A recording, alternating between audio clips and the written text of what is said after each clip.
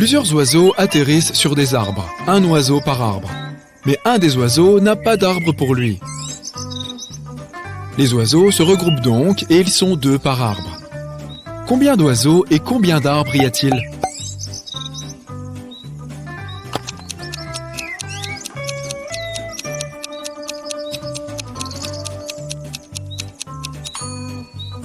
Il y a 4 oiseaux et 3 arbres.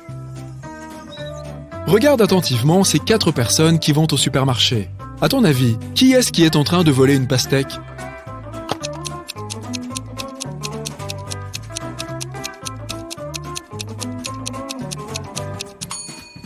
C'est probablement l'homme avec le ballon de foot. On dirait qu'il est vraiment très lourd, beaucoup plus lourd qu'un ballon normal. Il a dû camoufler la pastèque en ballon. Tu te réveilles et tu te retrouves enfermé dans une pièce sans fenêtre et avec une seule porte. Tu regardes autour de toi et tu remarques que dans la pièce, il y a une table sur laquelle sont posés un bout de papier, un couteau et plusieurs ballons de baudruche gonflés. Tu lis le papier. Pour sortir d'ici, tu dois percer un ballon avec le couteau. Mais si le ballon explose, tu resteras ici pour toujours. Comment peux-tu faire apparaître une porte secrète dans l'un des murs ?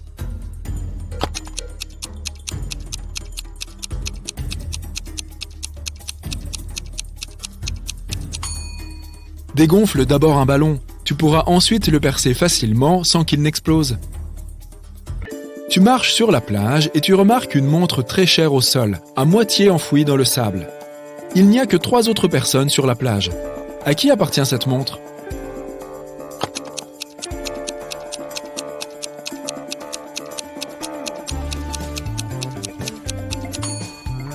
Cet homme a sa montre dans sa poche. La forme du bronzage sur le poignet de cette fille ne correspond pas à la forme de la montre. La montre appartient donc très probablement à cette vieille dame.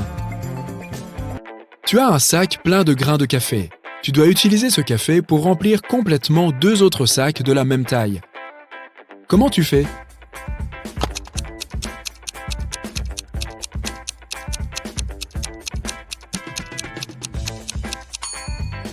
Mets les sacs vides l'un dans l'autre et remplis-les de café. 3 jeunes hommes entrent dans un bar pour préparer leur dernier examen. Le serveur arrive et leur demande « Tout le monde veut du café ?» Le premier des 3 amis répond « Je ne sais pas ». Le deuxième jeune homme répond « Je ne sais pas ». Le dernier jeune homme répond « Oui ». Sais-tu ce que les 2 premiers jeunes hommes ont commandé ?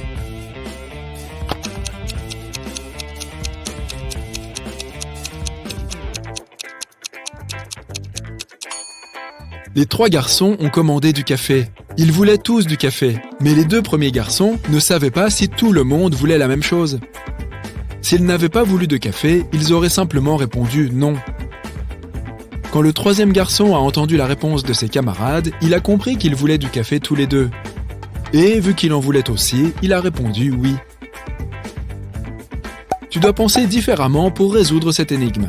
L'1 est au 2, ce que le 2 est au 4, ce que le 4 est au 5 et ce que le 5 est au 4. Quel est le schéma à suivre ?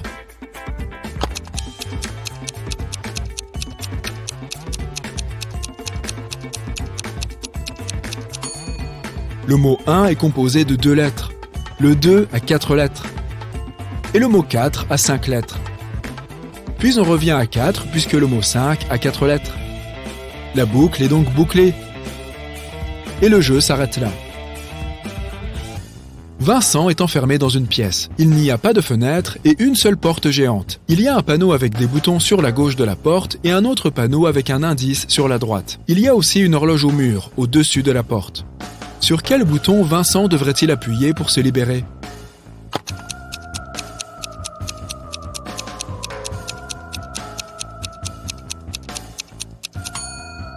Sur le triangle vert, les numéros sur le panneau représentent des heures. Si tu les rapportes sur l'horloge, tu obtiendras le dessin d'un triangle. Ajoute ce nombre à lui-même, puis multiplie le résultat par 4. Divise ensuite ce nombre par 8 et tu obtiendras le tout premier nombre. De quel nombre s'agit-il ?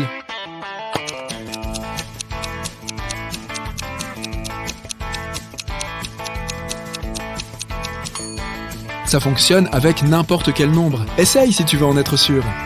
Observe attentivement ces femmes. Laquelle d'entre elles a l'air vraiment suspecte ?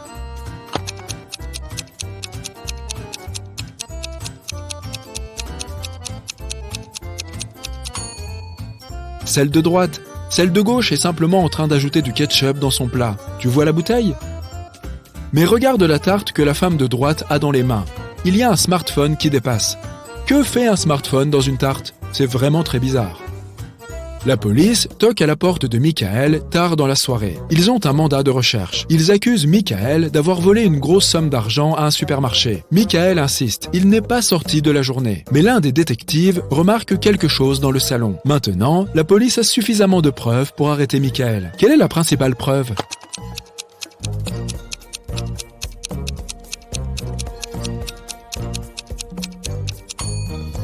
Regarde la date sur le ticket de caisse posé sur la table. C'est la même date que sur le calendrier. Michael a donc menti quand il a dit qu'il n'était pas sorti de la journée. Observe attentivement ces hommes. Qui est celui qui a fait ce graffiti?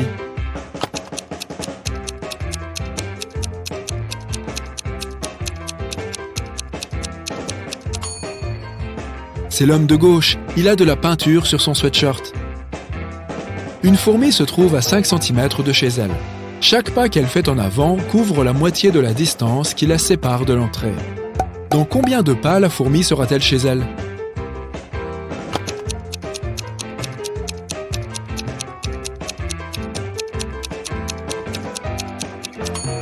Elle n'arrivera jamais chez elle puisque chaque pas qu'elle fait correspond toujours à la moitié de la distance totale à parcourir.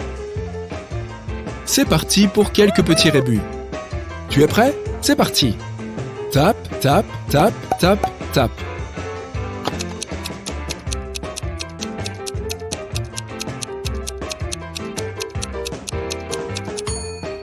C'est tapement 5. Au suivant. Midi, bon. Qu'est-ce que ça veut dire?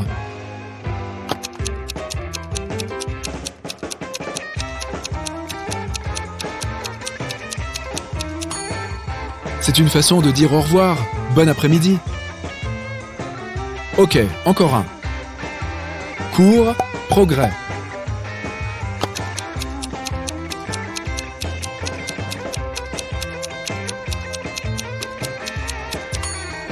Ça signifie progrès en cours. Voyons voir maintenant si tu es attentif. Essaye de trouver ce qui cloche dans les images suivantes.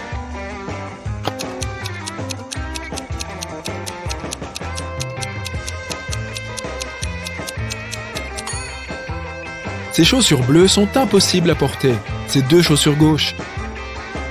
Et là, est-ce que quelque chose cloche?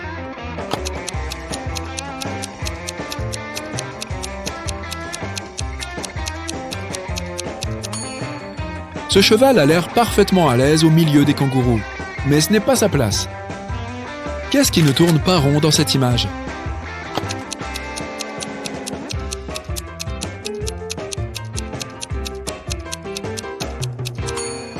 Pourquoi y a-t-il une cheminée sur une grange? J'ai comme l'impression qu'il manque quelque chose dans cette image. Mais quoi exactement?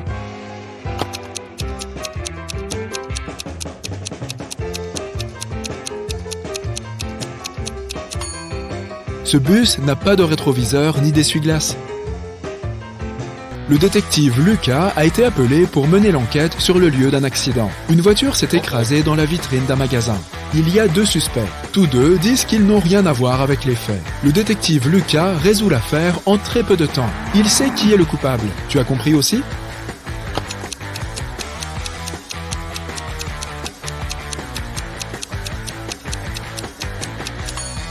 C'est le propriétaire de la voiture bleue. Le motif sur ses pneus est le même que l'on retrouve devant le magasin. La détective Brown sirote son café du matin dans un café quand elle entend un bruit de dérapage. Puis quelqu'un se met à crier. Elle se précipite à l'extérieur du café et remarque un homme à terre. Son vélo est un peu plus loin. Il y a aussi une voiture juste à côté de cet homme. La détective Brown aide le cycliste à se relever. Le conducteur de la voiture s'approche d'eux. Le cycliste s'écrie « Il a percuté mon vélo avec sa voiture! Je suis tombé à cause de lui !» Mais l'automobiliste répond « Il a perdu le contrôle de son vélo. Je l'ai vu dans mon rétro. Je suis descendu de la voiture pour voir s'il allait bien. » La détective Brown comprend immédiatement lequel des 2 hommes ment. Et toi?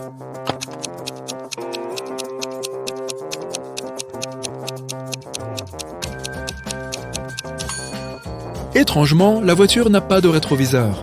Et tout ce bazar sur les sièges arrière empêche le conducteur de voir la route. Il n'a pas pu voir le cycliste dans ses rétros. Il ment. Un homme qui porte un chapeau, un bandana pour cacher son visage et des lunettes noires a braqué une banque. La police a 3 suspects. Regarde-les attentivement et essaye d'identifier le criminel.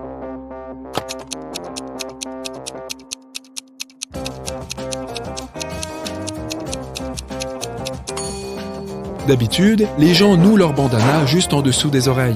Dans ce cas, le bandana cache les oreilles du braqueur. Il cache probablement un signe distinctif. Est-ce qu'il n'a qu'une seule oreille par hasard? Quand Louisa entre dans le bureau, elle remarque que sa collègue Anna est très contrariée. La journée a à peine commencé et quelqu'un lui a déjà volé son sac.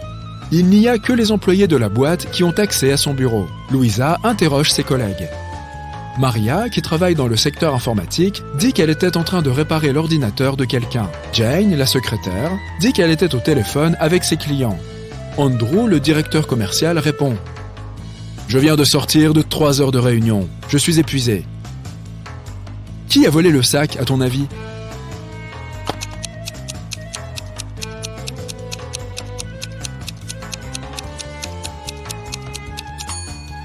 Andrew, la journée avait à peine commencé. Comment aurait-il pu déjà avoir passé 3 heures en réunion? Annika a reçu une lettre dans laquelle quelqu'un demandait à sortir avec elle. La lettre était bien gentille, mais elle n'était pas signée, de sorte qu'il n'y avait aucun moyen de savoir qui l'avait écrite. Elle a deviné qu'il s'agissait de 3 garçons, qui étaient tous ses amis de l'université. À ton avis, qui a invité Annika à sortir avec lui?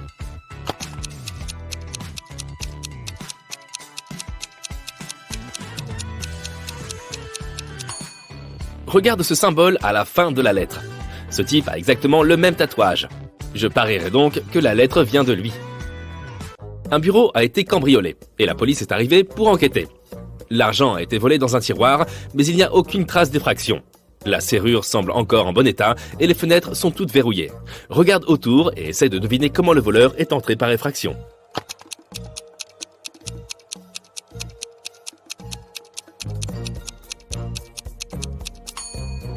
Regarde la grille de ventilation. Elle est légèrement ouverte. Le voleur a dû utiliser ce moyen pour entrer dans le bureau et en ressortir. Un agent de police suivait le voleur dans toute la ville. Soudain, le voleur est entré dans un hôpital et a disparu. Lorsque le policier est entré dans le bâtiment, il y avait là 3 employés. L'un d'eux devait être le voleur qui s'était déguisé en médecin. Peux-tu deviner qui c'est?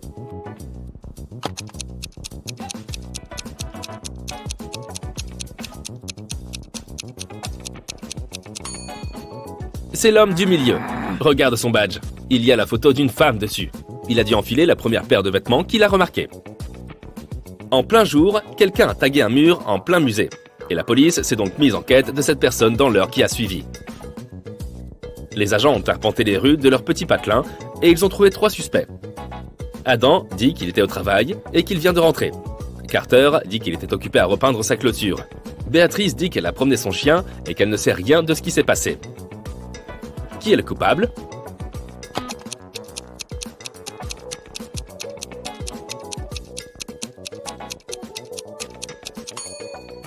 C'est Carter. Il a de la peinture sur les mains et cela va effectivement dans le sens de l'alibi selon lequel il repeignait sa clôture. Mais sa clôture est rouge et la peinture sur ses mains est bleue. Tout comme la peinture sur le mur du musée. Madame Roberts, professeure de mathématiques, est retournée en classe après avoir visité le bureau d'un directeur et a pris une gorgée de son café. Elle a dû le recracher immédiatement car au lieu de café, il y avait de l'encre bleue à l'intérieur. Peux-tu deviner quel élève lui a fait une farce?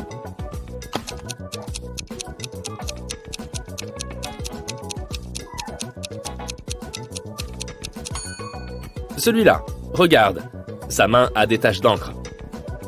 Madame Taylor travaille dans le comité de sélection d'une grande organisation, spécialisée dans le développement durable et écologique. Il y a un poste vacant de chercheur et elle examine les candidatures. Beaucoup d'entre elles sont fausses, envoyées par des personnes sous-qualifiées ou générées par des robots. Sa tâche consiste donc à trier les vraies candidatures et elle a besoin de ton aide. Commençons par celle-ci. Qu'en penses-tu? Est-ce une vraie candidature?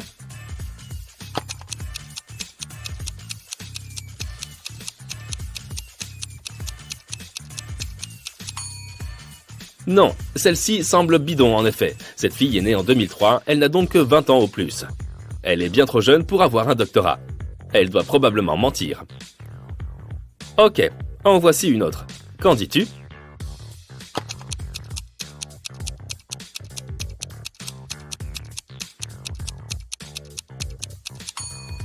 Ça semble encore être un faux grossier. Regarde sa date de naissance. Il n'y a pas eu de 29 février en 1991. Cette candidature doit avoir été générée par un robot.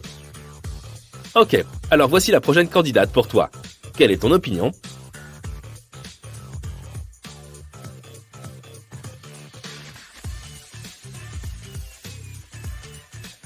Cette jeune femme semble très bien. Je retiendrai sa candidature. Voici un autre candidat. Qu'en dis-tu?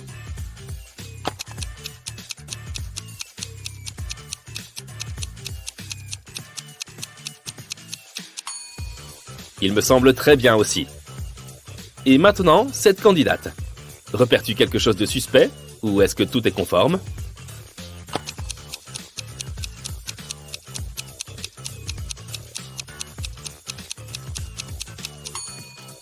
Bien sûr que non.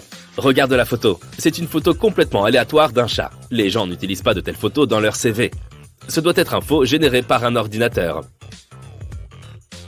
Ok, un dernier candidat à considérer. On garde ou pas? Qu'en penses-tu?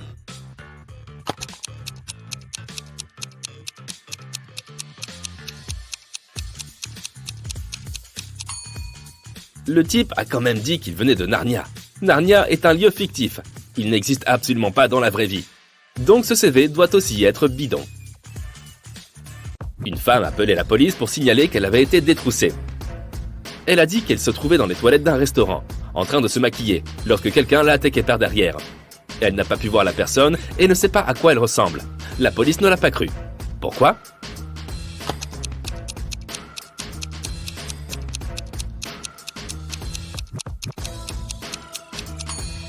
La femme était en train de se maquiller. Elle regardait donc dans le miroir. Si quelqu'un essayait de s'approcher par l'arrière, elle le verrait très certainement. Elle a donc menti et inventé toute l'histoire. Madame Cook est partie en vacances avec ses 3 filles, Raya, Ruby et Emma.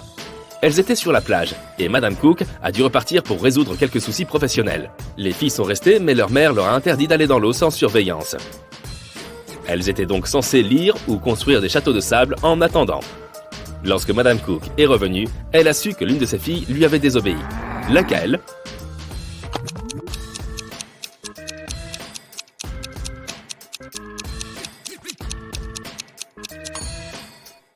C'est Kaya. Regarde, ses cheveux sont mouillés. Il est évident qu'elle est allée faire trempette. Un vol s'est produit dans le quartier. Quelqu'un a dérobé à Madame Patterson des graines de fleurs somptueuses et rares qu'elle avait rapportées de l'étranger. La police a interrogé plusieurs voisins. Monsieur Clark a dit « Je ne m'occupe pas du tout de mon jardin ». Monsieur Moore a dit « Madame Patterson m'a montré ses graines et m'en a donné quelques-unes, mais je ne suis pas une voleuse ». Monsieur Campbell a dit « Moi, je m'occupe de mes affaires ». Qui a volé les graines?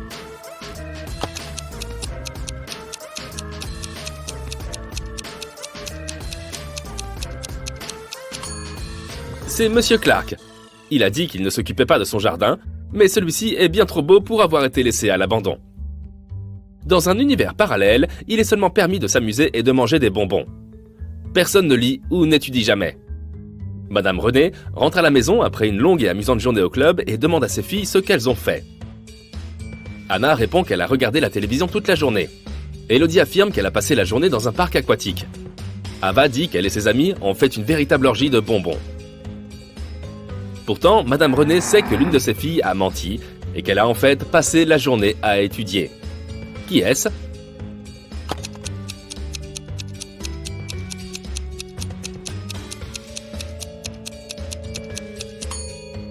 C'est Anna. Regarde, la télé est éteinte. Mais il y a un livre dans son lit. Elle était certainement en train de le lire. Le week-end, Keira et ses amis étaient censés célébrer l'anniversaire d'un ami en ligne. Mais Keira avait la flemme et ne s'est pas présentée. Le lundi à l'école, elle a expliqué qu'il y avait eu un problème et qu'elle n'avait pas eu d'électricité ni d'internet de toute la journée. Elle avait donc passé la journée devant l'ordinateur pour rédiger son devoir de mi-trimestre. Ses amis ne l'ont pas cru.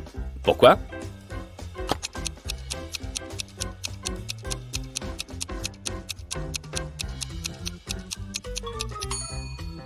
S'il n'y avait pas d'électricité, elle ne pourrait pas travailler sur son ordinateur, puisqu'il ne fonctionne pas sans courant. Continue de voir si tu es attentif. Voici d'autres épreuves.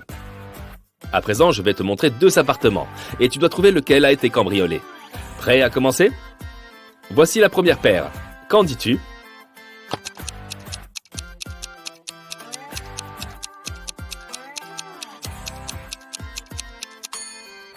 Cet appartement a une fenêtre cassée. C'est donc évidemment celui-ci. Ok, super. Maintenant le suivant. 2 appartements de 2 personnes différentes. Lequel a été cambriolé?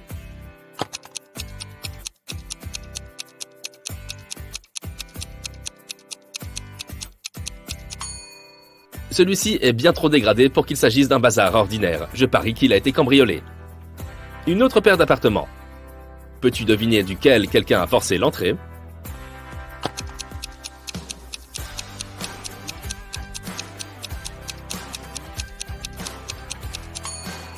Il y a des traces de terre sur le sol.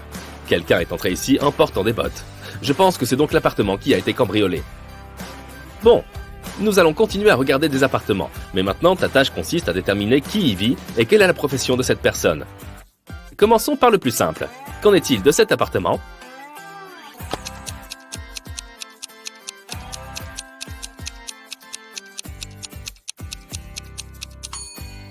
De la peinture, des pinceaux, il appartient certainement à un artiste. Et celui-là, tu as une idée?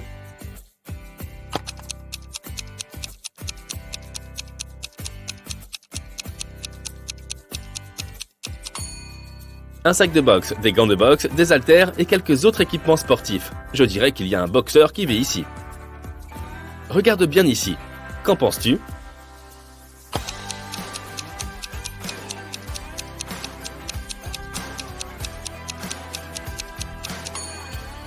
Un grand bureau, plusieurs moniteurs et claviers, un microphone, un casque d'écoute, des affiches de jeux vidéo. Je parie que c'est la chambre d'un gamer ou d'un streamer. Et dans cette chambre agréable et propre, vois-tu quelque chose qui pourrait trahir la profession de la personne qui vit ici?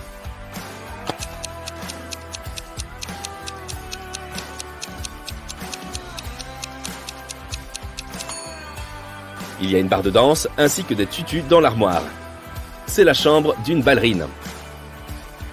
Et encore d'autres tâches pour toi. Je vais te montrer quelques images et tu dois trouver ce qui cloche ou ce qui semble bizarre dedans. Voici la première. Qu'en dis-tu?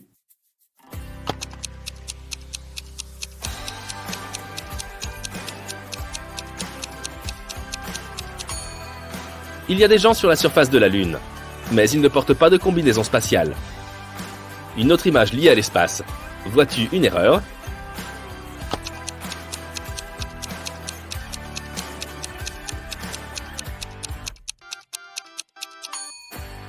Regarde de plus près. Ce n'est pas la Lune, c'est Saturne. Que penses-tu de cette image? Vois-tu quelque chose de bizarre ici?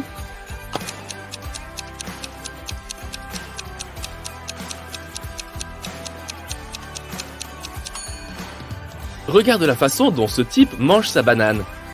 Maya est une sorcière. Elle a cherché son chat disparu toute la matinée. Peux-tu l'aider?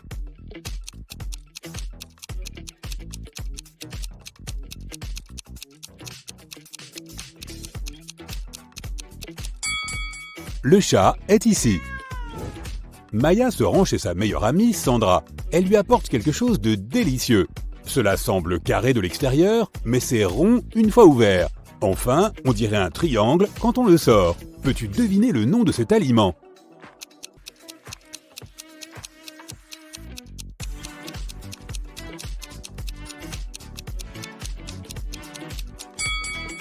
C'est une pizza.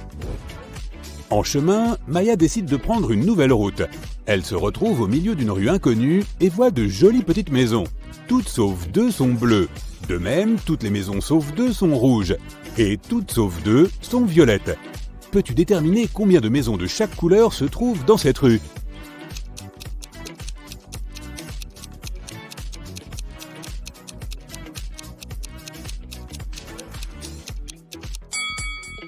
Concentrons-nous sur les 2 premières affirmations. Nous pouvons raisonnablement supposer que 2 maisons ne sont pas rouges et que 2 maisons ne sont pas bleues. Or, une de ces maisons qui ne sont pas rouges peut être bleue.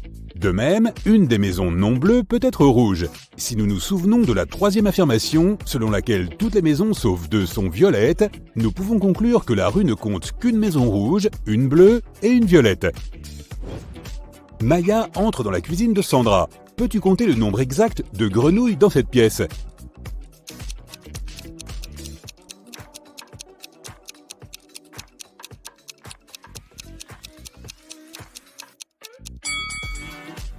« 13. Celle-ci est juste une photo. » Sandra montre à Maya 2 photos de ses sœurs. Ella vit seule, tandis qu'Elsa vit avec son fiancé.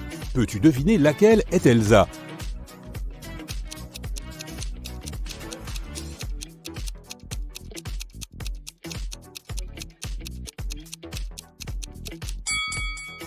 C'est la première fille. Elle a 2 serviettes dans la salle de bain, alors qu'Ella n'en a qu'une.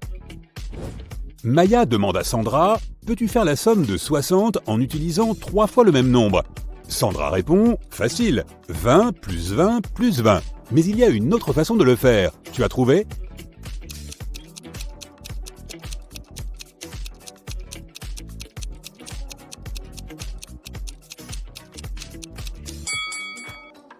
L'autre façon est 55 plus 5.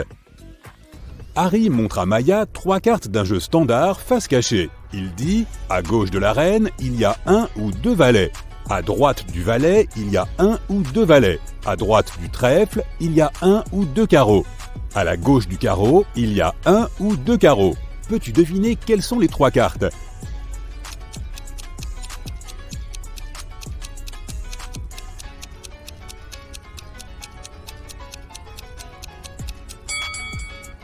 Le valet de trèfle, le valet de carreau et la reine de carreau.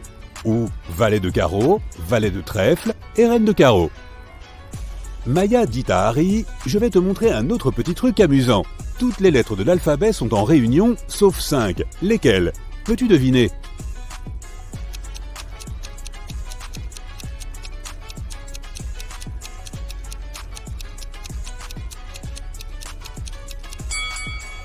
Les lettres G, T, O, Q, P. J'étais occupé. Maya quitte son magasin de magie pour aller déjeuner. Un peu plus tard, elle revient et trouve Harry inconscient sur le sol de la réserve. Elle appelle les médecins et interroge 3 personnes qui se trouvent à proximité. Billy dit « Je regardais l'étagère avec les filtres d'amour quand j'ai entendu des bruits bizarres venant de la réserve. Mais je ne me suis pas inquiété. Je pensais que Harry avait juste fait tomber des trucs. » Scarlett dit « Je suis venu acheter l'ingrédient manquant pour ma potion de vengeance. Je n'ai pas de temps à perdre avec ça. » Et Bella dit « Je suis venu ici pour des bougies rouges, mais le vendeur était absent. Peux-tu deviner ce qui s'est passé ici ?»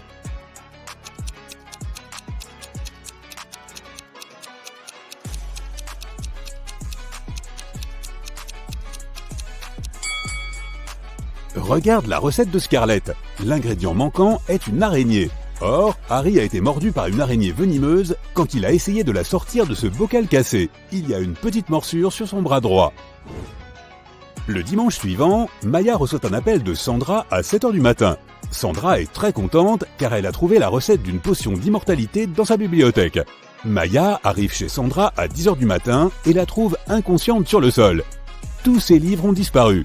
Maya appelle la police, l'inspecteur arrive immédiatement et interroge 3 suspects.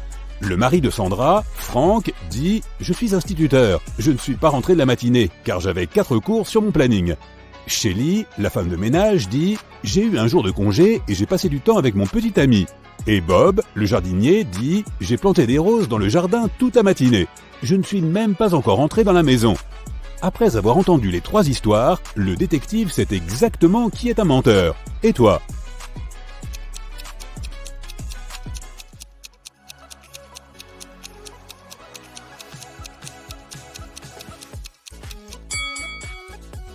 Frank ment. Il a dit qu'il était à l'école, mais les écoles sont fermées le dimanche.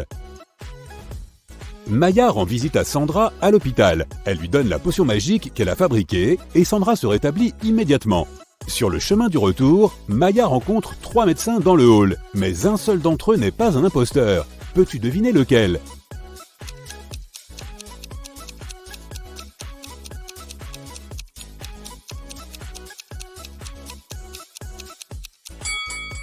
Le premier médecin porte une blouse sale, mais cela ne prouve pas qu'il s'agisse d'un imposteur. En revanche, ce beau médecin barbu a la photo d'une femme sur son badge, ce qui signifie qu'il a volé le laissez-passer de quelqu'un d'autre. Quant à la troisième personne, elle porte des prothèses ongulaires colorées, ce qui est contraire aux règles sanitaires de base, donc elle ne peut pas être un docteur. Maya a échappé aux imposteurs et se retrouve dans un endroit sinistre et abandonné de l'hôpital. Finalement, elle voit 3 portes, mais chaque porte dissimule un danger. Il y a un loup-garou qui se cache derrière la première porte. Un méchant sorcier attend Maya derrière la deuxième. Et il y a un portail magique menant à un trou noir derrière la troisième. Peux-tu aider Maya à choisir l'option la plus sûre pour s'échapper ?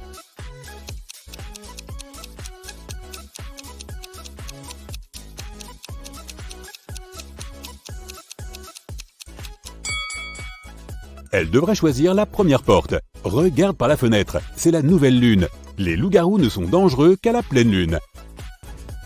Maya réussit à s'échapper et appelle sa sœur Wendy qui vit dans un village. Wendy lui dit « Viens, on va passer la journée ensemble aujourd'hui ». Maya monte dans un train. Maya remarque ses 4 passagers. L'un d'entre eux est un célèbre voleur. Peux-tu deviner qui c'est ?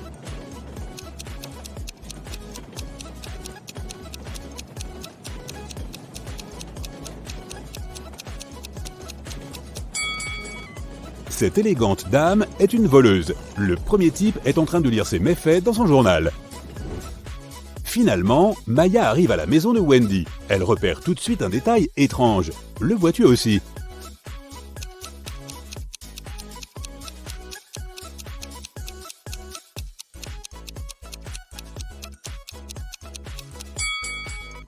C'est trop risqué de laisser le faire dans une position aussi dangereuse. Maya entre dans le salon et repère 2 détails bizarres. Et toi ?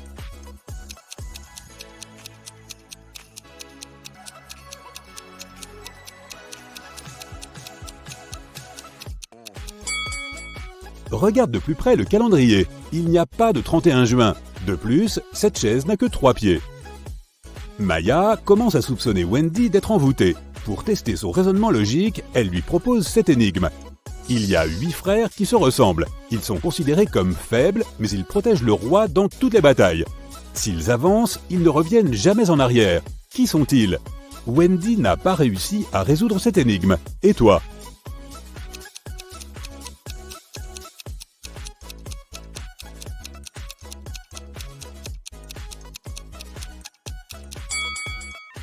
Les 8 frères sont des pions dans un jeu d'échecs. Après une longue recherche, Maya trouve un sortilège qui permettra de briser toute magie noire. Mais il est enfermé dans un coffre qui nécessite un code à 7 chiffres. Peux-tu aider Maya à ouvrir le coffre ?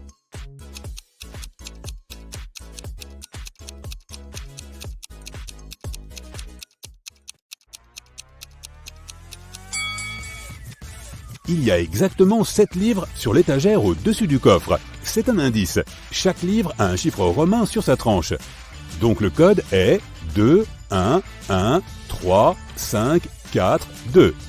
Austin organise une fête dans la maison de ses parents. Le lendemain matin, il découvre que quelqu'un l'a volé. Le voleur a pris tout l'argent et les bijoux du coffre-fort. Austin appelle par vidéo 4 de ses meilleurs amis et leur dit « Quelqu'un a cambriolé ma maison hier. Pensez-vous à des suspects ?» Marie dit « Je suis désolé, mais je n'arrive pas à croire que ce soit l'un des invités. » Julie répond « J'ai passé toute la soirée en bas. Je ne me suis même pas approché du coffre-fort de tes parents.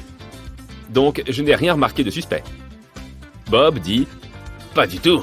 Tous les invités de la fête sont plutôt riches. C'est peut-être le livreur de pizza. » Et Rick de répondre « Mais Marie est arrivée avec un étranger ressemblant à un criminel. Je ne serais pas surpris de découvrir que c'est lui le voleur. » Peux-tu deviner qui est le voleur ?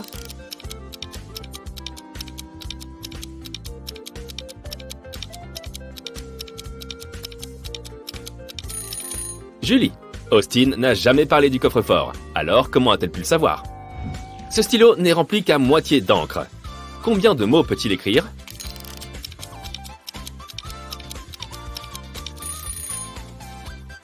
Les stylos ne sont pas capables d'écrire un mot tout seul. C'est la personne qui tient le stylo qui peut écrire les mots. L'un de ses clients ne vient pas de la planète Terre. Peux-tu repérer lequel ?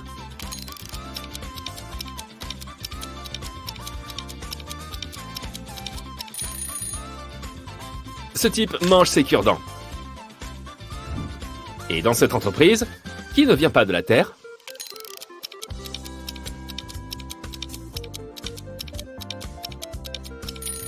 Cette personne, qui utilise un ordinateur portable comme porte-mug? Bobby, Stella et Chris font un concours de patins à roulettes dans le parc. Mais l'un d'entre eux triche. Peux-tu deviner lequel?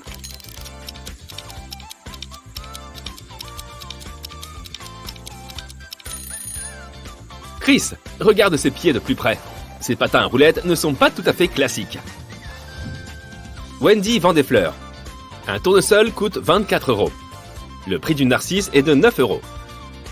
Peux-tu calculer le prix d'un lys de Cala?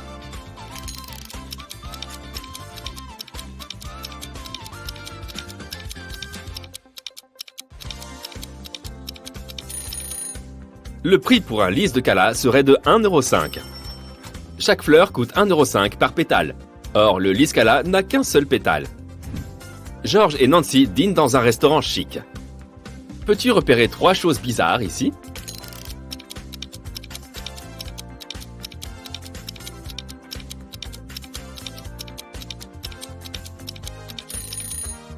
Cette violoniste utilise une flèche. Il y a un crapaud dans ses fleurs et ce serveur sert une pomme déjà croquée. Emma, Ted et Peter font une course de natation. Peux-tu repérer qui triche?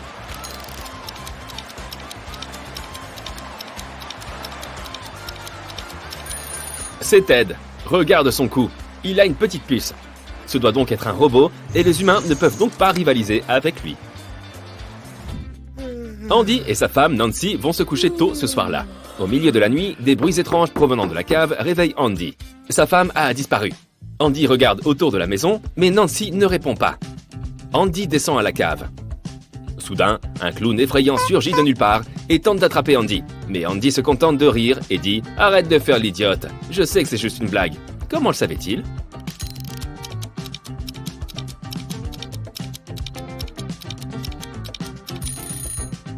Regarde la photo sur le mur. Nancy et le clown portent les mêmes baskets. Bob se rend tous les jours dans ce café car il est secrètement amoureux de la serveuse du lieu, Kelly. Mais aujourd'hui, il a dû affronter une désagréable nouvelle. Quelqu'un a remplacé Kelly par son clone maléfique. Comment Bob l'a-t-il su?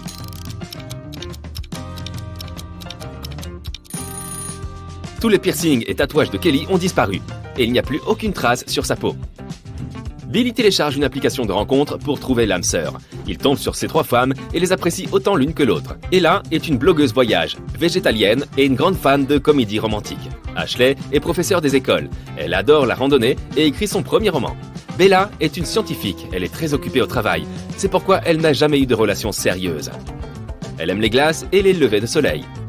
Malheureusement, un de ces 3 profils n'est pas bidon. Peux-tu aider Billy à inviter la femme qu'il lui faut?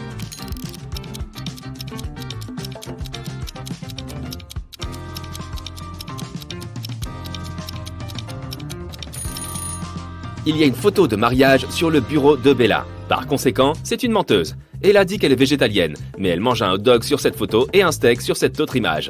Donc c'est aussi une menteuse. Donc Billy devrait inviter Ashley. Shelly gère une boutique en ligne. Bien que tous ses employés vivent dans la même ville, ils ne se rencontrent qu'en virtuel sur Internet. Ce matin, leur appel Zoom a été interrompu par un intrus. Peux-tu repérer l'imposteur?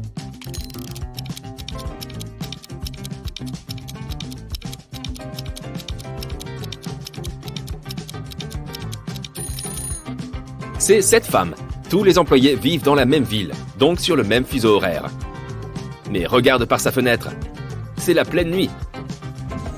Dan part en randonnée dans la forêt le dernier week-end de mars de chaque année. Mais cette fois, il se perd. Dan erre un peu au hasard et tombe sur ce panneau. Il doit choisir l'une des 3 routes pour sortir de la forêt. La première route mène à un village de mutants. Ils détestent les humains, et personne n'a jamais réussi à leur échapper. La deuxième route passe par un très vieux pont suspendu, situé sous une rivière pleine de crapauds et de vers. La troisième route mène à la demeure d'une grande famille d'ours. Quel est le chemin le plus sûr?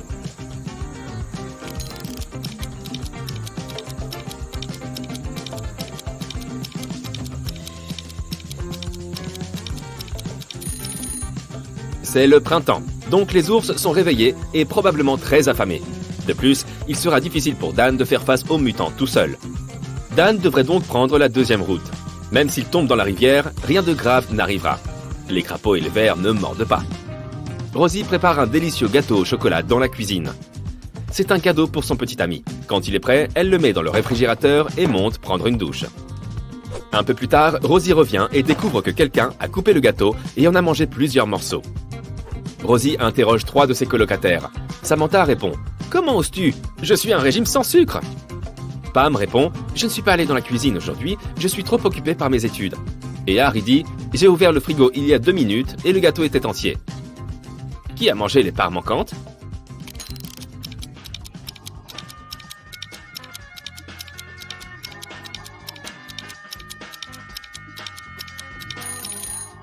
Personne. Les colocataires font une blague à Rosie.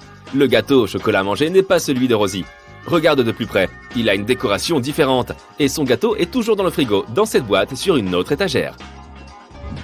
Tom a un entretien d'embauche. Les directeurs des ressources humaines apprécient son CV et lui posent une dernière question pour vérifier son raisonnement logique. Ces cure-dents représentent un groupe de poissons se déplaçant d'ouest en est. Peux-tu les faire bouger dans la direction opposée en déplaçant seulement 3 cure-dents?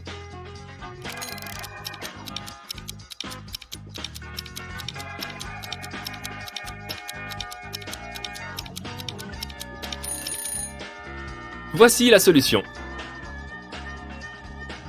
Victor fait du vélo dans le parc. Soudain, quelqu'un lui lance une bombe de peinture bleue à la tête. Victor perd l'équilibre et tombe. Il trouve 3 suspects et les interroge. Alex dit « J'étais juste assis sur le banc et je lisais un livre. » Barbara dit « Je faisais du patin à glace et je n'ai pas vu de bombe de peinture. » Et Ashley dit « Je faisais des graffitis mais j'ai vite remarqué que quelqu'un avait volé ma peinture bleue. » Qui a jeté la peinture sur Victor?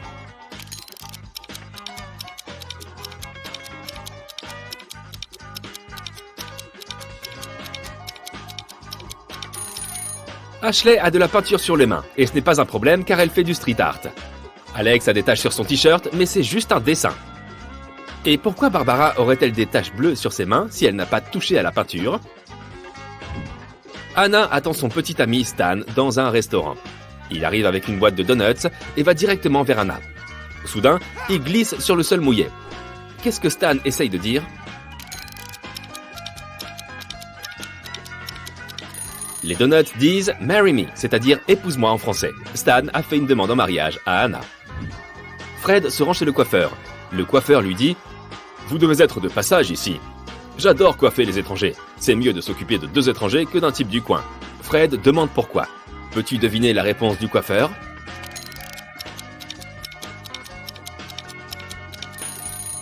S'occuper de 2 clients est toujours plus rentable que d'un seul. J'ai des centaines de poils, mais ils ne réchauffent personne. Fais-moi me sentir sale pour que tu te sentes propre. Qu'est-ce que je suis?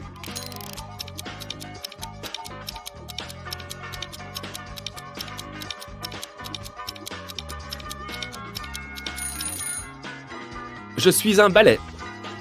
La CIA arrive chez Chris au matin. Il le soupçonne d'être un criminel. Il vend des œuvres d'art volées à d'autres criminels via Instagram. Mais Chris nie tout en bloc. Après avoir fouillé l'appartement, les agents trouvent son portable. Il y a 3 personnes suspectes parmi ses followers. Peux-tu repérer le méchant?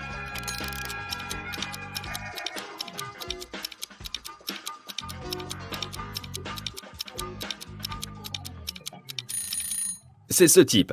Son nom dit littéralement « top secret ». Ok, première question. Qui est-ce qui ne décide pas s'il doit entrer ou sortir?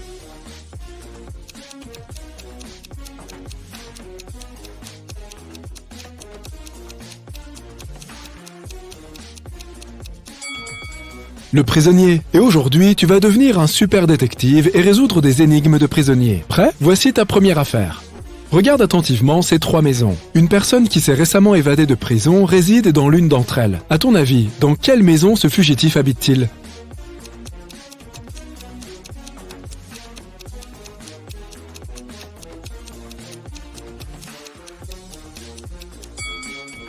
S'il vient juste de s'évader de prison, il va être sur ses gardes et prêt à s'enfuir le plus vite possible en cas de besoin. Regarde la façon dont les voitures sont garées. 2 d'entre elles sont garées en direction de la maison, alors que la 3e est garée face à la rue. Si une voiture est garée en direction de la rue, c'est plus simple de s'en aller. C'est probablement la maison du fugitif. Un prisonnier a l'occasion de s'évader de prison. Il a le choix entre 2 portes. Derrière l'une des 2 portes, il y a la liberté. Derrière l'autre porte, il y a de nouveau sa cellule. Il ne sait pas où mène quelle porte. Devant chaque porte, il y a un surveillant. L'un d'eux ne fait que mentir, et l'autre dit toujours la vérité. Mais, encore une fois, il ne sait pas qui est qui. Le prisonnier peut poser une seule question. Quelle question doit-il poser pour être certain de sortir ?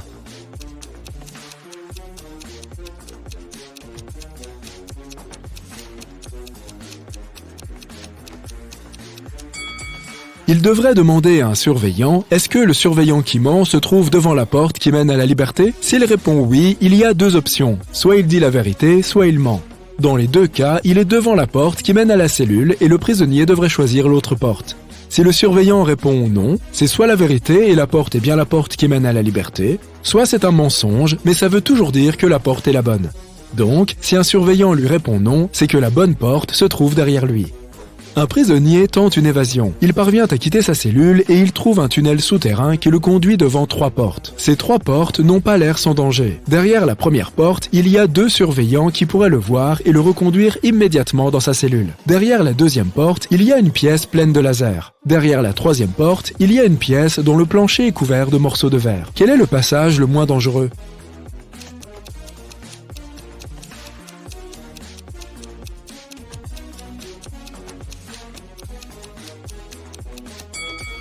Le prisonnier devrait choisir la dernière porte. Le plancher a beau être couvert de morceaux de verre, il porte des chaussures et il ne devrait pas avoir de problème. Un autre prisonnier tente l'évasion. Il est presque libre. Il se retrouve lui aussi devant 3 portes. Derrière la première porte, il y a une meute de chiens colériques et affamés. Derrière la 2e porte, un compte à rebours signale qu'une explosion aura lieu dans 5 minutes. Derrière la 3e porte, il y a un surveillant. Quelle porte le prisonnier devrait-il choisir pour sortir de la prison ?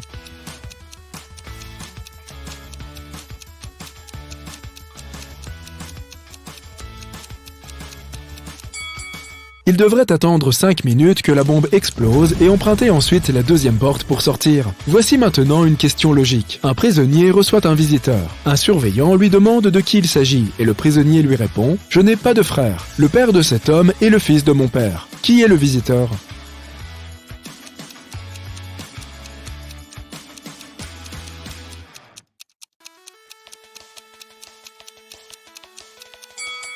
Puisque le prisonnier n'a pas de frère, lorsqu'il dit « le fils de mon père », il parle de lui-même. Et il est le père du visiteur. Le visiteur est donc son fils. Un prisonnier est tombé malade. Il doit suivre un traitement pour contrôler son état de santé et pour ne contaminer personne. Il a 3 pilules et il doit en prendre une par heure. Combien de temps lui faudra-t-il pour prendre toutes ces pilules ?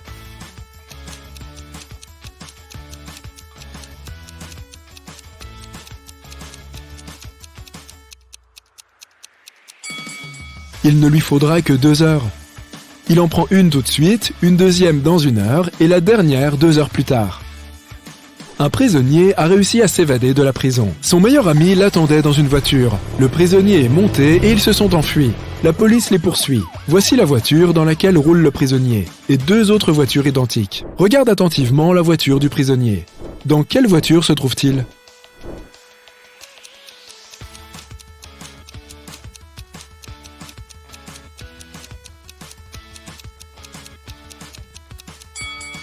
Celle de gauche. Ok, on complique un peu la tâche. Regarde encore une fois la voiture. On accélère un peu. Quelle est la voiture du fugitif ?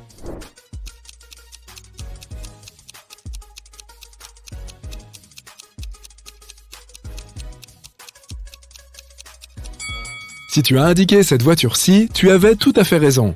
Ok, dernière fois et tu vas pouvoir arrêter le prisonnier. Regarde attentivement les voitures. Dans quelle voiture se trouve-t-il ?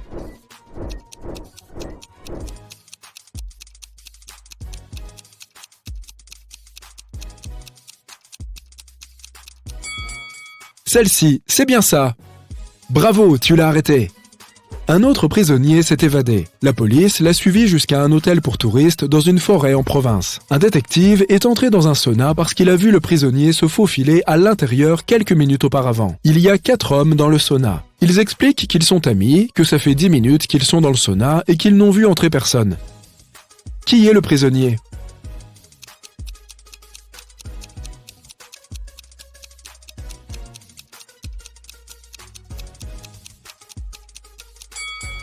C'est cet homme, regarde. Tout le monde transpire sauf lui. C'est bien probable qu'il vienne de rentrer dans le sauna. Un autre jour, une autre évasion. Cette fois, la police est sûre que le fugitif se cache quelque part dans le zoo qui se trouve juste à côté de la prison. Ils entrent dans le zoo et ils demandent à un employé si, par hasard, il a vu le prisonnier. « Non, monsieur, je vous garantis qu'aucun prisonnier n'est passé par là. » répond l'employé. « C'est suspect. Comment peut-il en être si sûr ? D'accord, merci pour votre aide. Au passage, pourquoi cet enclos est-il vide ? Oh oui, je suis en train de le nettoyer. Les zèbres ont été déplacés pour cette raison. » La police arrête cet homme immédiatement. Pourquoi ?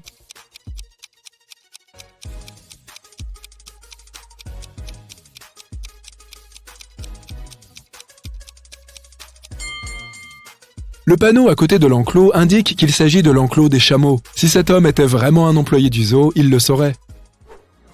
Je vais te montrer plusieurs images de maisons et tu dois me dire dans quelle maison habitent des criminels.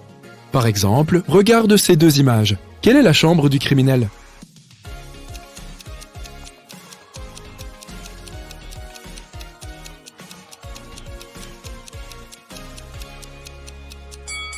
Celle-ci, regarde, il y a un masque noir posé sur la chaise. Et ces 2 maisons alors ? Est-ce que tu remarques quelque chose de suspect ?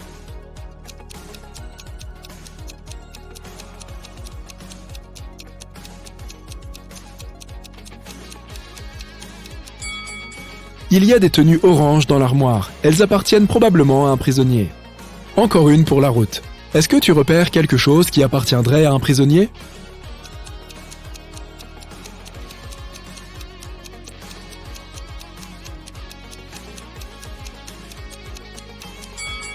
Regarde, il y a un gros sac qui contient de l'argent. C'est bien ici qu'habite le criminel. 4 prisonniers ont l'opportunité d'être libérés plus tôt s'ils résolvent une énigme. Il y a 4 chapeaux. 2 chapeaux noirs et 2 chapeaux blancs. Tout le monde a cette information. Les prisonniers sont placés de cette façon. Le premier prisonnier est tout devant et il ne peut voir personne. Le deuxième prisonnier ne peut voir que le premier. Le troisième prisonnier voit les 2 premiers. Le 4e prisonnier est derrière un mur et il ne peut voir personne. Chaque prisonnier porte un chapeau, mais ils ne savent pas de quelle couleur il est. Ils ne peuvent voir que leurs camarades de la façon indiquée. Le but est de deviner de quelle couleur est leur chapeau. Chacun a droit à une tentative. Si l'un des prisonniers donne la bonne réponse, ils sont libérés tous les 4. Comment peuvent-ils faire ?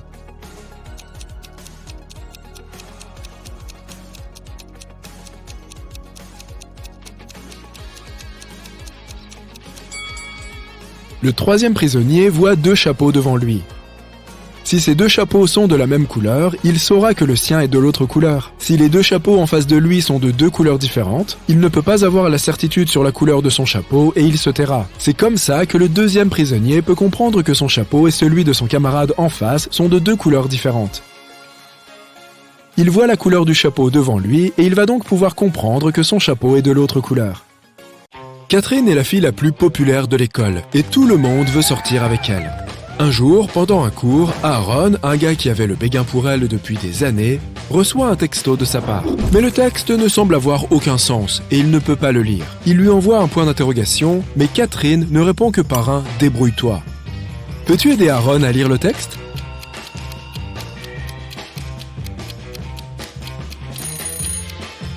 Catherine a juste mélangé les espaces pour rendre le message plus difficile à lire. Si nous plaçons les espaces correctement, le texte se transformera en « Sors avec moi cette semaine ».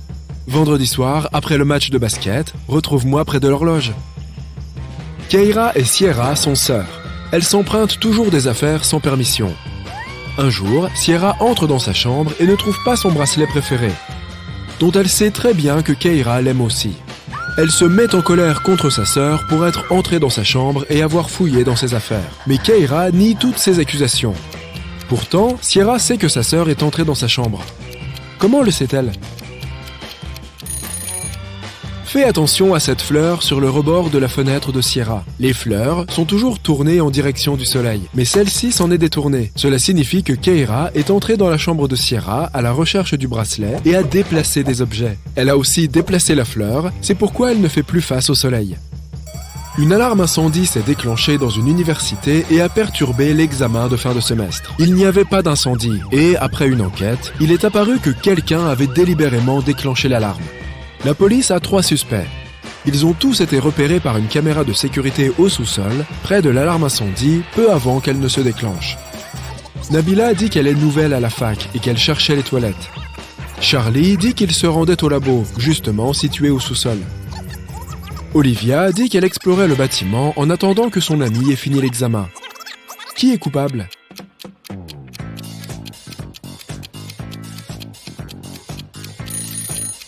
C'est Nabila. Elle a dit qu'elle était nouvelle. Mais c'était la fin du semestre. Claude était un empereur romain. Il est né en 10 avant Jésus-Christ et est devenu l'empereur en l'an 41. Quel âge avait-il l'année où il est devenu empereur ? Si tu as dit 51 ans, tu dois réfléchir un peu plus. Il n'y a pas eu d'année 0. Après l'an -1, lorsque Claude a eu 9 ans, il y a eu l'an 1, où il a eu 10 ans. Donc, en l'an 41, il a eu 50 ans. Dans une petite ville, quelqu'un n'arrête pas de voler des statues de jardin. Chaque fois que la statue de quelqu'un disparaît, il reçoit un SMS d'un numéro anonyme avec 2 emojis. La police enquête sur l'affaire et, finalement, la géolocalisation les conduit à 3 suspects. Monsieur Davidson, Madame Jensen et Monsieur Bowman. Peux-tu dire qui est le voleur ?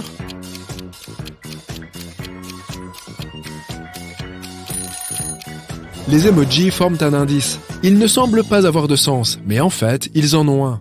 C'est un arc et un homme qui, ensemble, font Bowman. Et Monsieur Bowman est l'un des suspects. Ce doit être lui le criminel. Maintenant, attrapons quelques criminels. Skylar organise une fête d'anniversaire costumée dans un club loué pour l'occasion. Au milieu de la fête, un détective arrive. Il dit qu'il cherche un voleur qui doit se cacher ici en se faisant passer pour un invité. Le problème est que Skylar ne connaît même pas la moitié de ses hôtes puisque toute l'école est invitée. Regarde bien les gens et trouve qui est le principal suspect du détective. Regarde ce type. Contrairement à tous les autres invités, son costume est extrêmement incohérent. Il a un masque de Batman et un pull Squid Game. Il a probablement enfilé ce qu'il a pu trouver précipitamment pour essayer de se cacher. Madame Herrera est une dame riche qui vit dans son manoir à la campagne. Elle a appelé la police car quelqu'un a volé tout l'argent d'un coffre-fort dans sa chambre. Elle demande à tous les gens qui se trouvent dans la maison de rester à l'intérieur jusqu'à ce que la police arrive. Un détective se présente. Il ne trouve pas d'empreinte digitale, mais découvre un gant noir. Les principaux suspects sont Chris, l'homme de ménage, Cassandre, la petite nièce de Madame Herrera, et Nicole, la fille de la meilleure amie de Madame Herrera, qui lui rendait visite pour la semaine. Observe-les attentivement et essaye de découvrir qui a volé l'argent. Le gant ne peut pas appartenir à Chris, il n'y avait pas d'empreinte digitale. Donc, qui que soit le voleur, il portait des gants. Et celui-ci est trop petit pour lui. Nicole porte beaucoup trop de bagues, et les gants ne lui iraient pas non plus.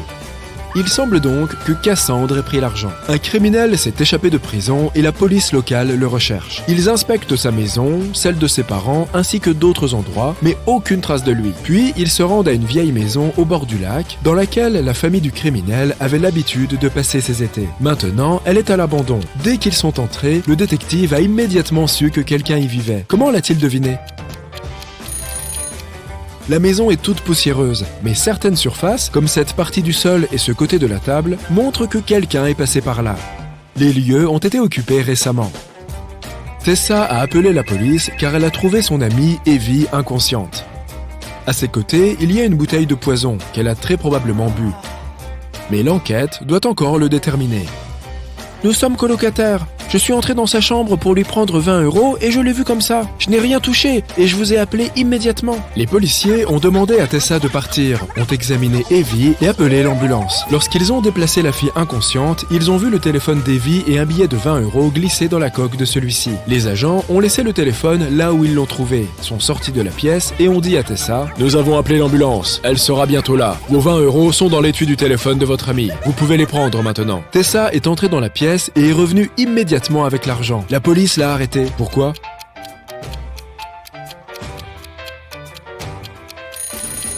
Si Tessa n'a rien touché, comment a-t-elle trouvé le téléphone d'Evie si vite ? C'est qu'elle savait déjà où il était. Marie tient un salon de beauté. En arrivant au travail le matin, elle voit une chose étrange. Peux-tu trouver ce qui cloche dans cet endroit ?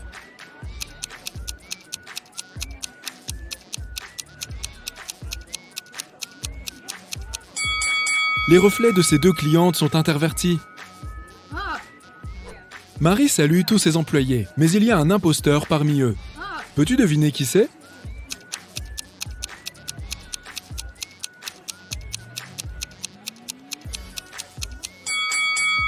C'est ce gars-là. Il n'y a pas besoin d'une louche pour couper les cheveux. L'une des clientes n'est guère satisfaite de sa coupe de cheveux. Elle interpelle Marie et demande à être remboursée. Marie demande à deux de ses meilleures coiffeuses. « Mesdames, qui a fait cette coupe ?» Nina répond « C'est Sarah !» Et Sarah accuse Nina. « Peux-tu deviner qui a réellement fait cette coupe de cheveux ?»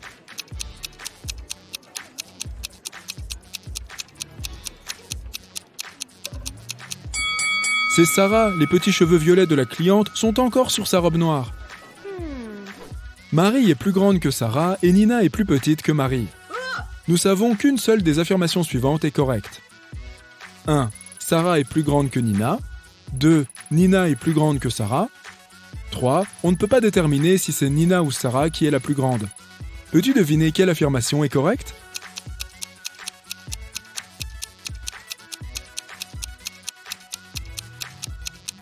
C'est la troisième affirmation qui est correcte. La seule chose dont nous soyons sûrs, c'est que Marie est la plus grande. Si Nina et Sarah ont des tailles différentes, l'une des autres affirmations est également correcte. Mais si Nina et Sarah ont la même taille, aucune des deux autres affirmations ne peut l'être. Marie fait le tour du salon de beauté pour vérifier que tout va bien. Peux-tu trouver des détails bizarres dans cette image ?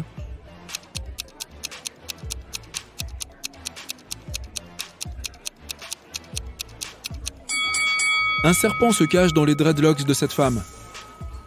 Après le travail, Marie rend visite à son petit ami, Steve, au commissariat de police. Steve est inspecteur.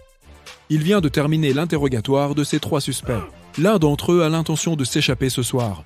Peux-tu deviner qui ?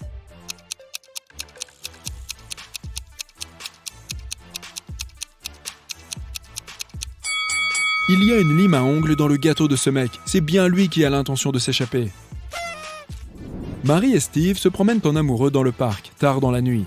Vois-tu quelque chose d'étrange ici ?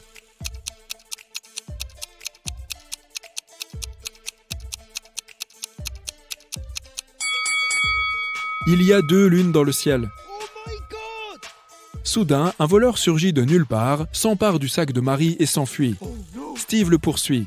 Mais le voleur entre dans une boîte de nuit et se fond dans la foule. Il portait un masque, de sorte que Steve n'a pas pu voir son visage. Peux-tu l'aider à attraper ce délinquant ?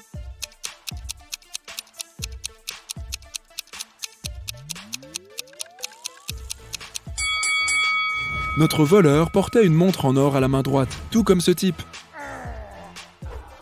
Le lendemain, Marie donne des leçons de coiffure. Il y a 10 élèves dans une salle de classe. Chacun peut voir l'entièreté de la salle ainsi que tous ses camarades. Marie veut placer une perruque de façon à ce que tous les élèves, sauf un, puissent la voir. Où placerais-tu cette perruque ?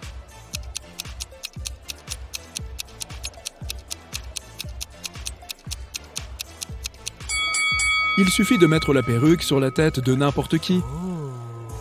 Marie regarde par la fenêtre et voit une équipe de football devant le salon de beauté. Chaque joueur tient une pancarte avec une inscription. Peux-tu deviner à qui s'adresse ce message ?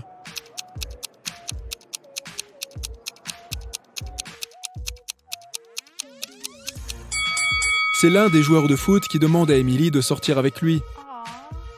À la fin de la journée, Marie se rend au sous-sol pour vérifier ses réserves en eau. Soudain, la porte claque et elle doit trouver une autre issue. Marie traverse un sous-sol effrayant et y trouve 3 portes. Derrière la première, un tunnel est en feu. Derrière la deuxième porte, il y a des lampes UV surpuissantes. Et derrière la troisième porte, il y a des tigres en furie qui n'attendent que de bondir sur Marie. Quelle porte doit-elle choisir ?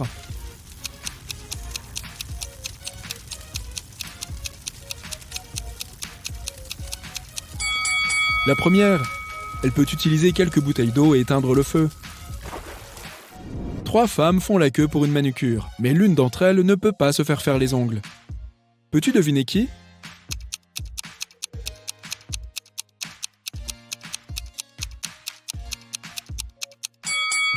C'est cette dame, regarde le reflet, ce n'est qu'un présentoir en carton. La journée de travail se termine à 20h. Tous les employés rentrent chez eux et Marie reste seule. Elle met tout l'argent de la caisse dans le coffre-fort et rentre chez elle. Le matin, elle revient et constate que tout l'argent a disparu. Elle appelle la police qui interroge 3 suspects. Nina, la coiffeuse, déclare « J'ai terminé avec mon dernier client à 18h et je suis partie tout de suite. » Emma, la femme de ménage, déclare « J'ai nettoyé tout le salon après le départ de Marie, puis j'ai fermé la porte à clé et je suis rentrée chez moi. Je n'ai rien remarqué de suspect. » Sarah raconte « J'attendais mon dernier client jusqu'à 19h30, mais il n'est pas venu. J'ai donc reporté le rendez-vous à aujourd'hui et je suis rentrée chez moi. » Qui ment ?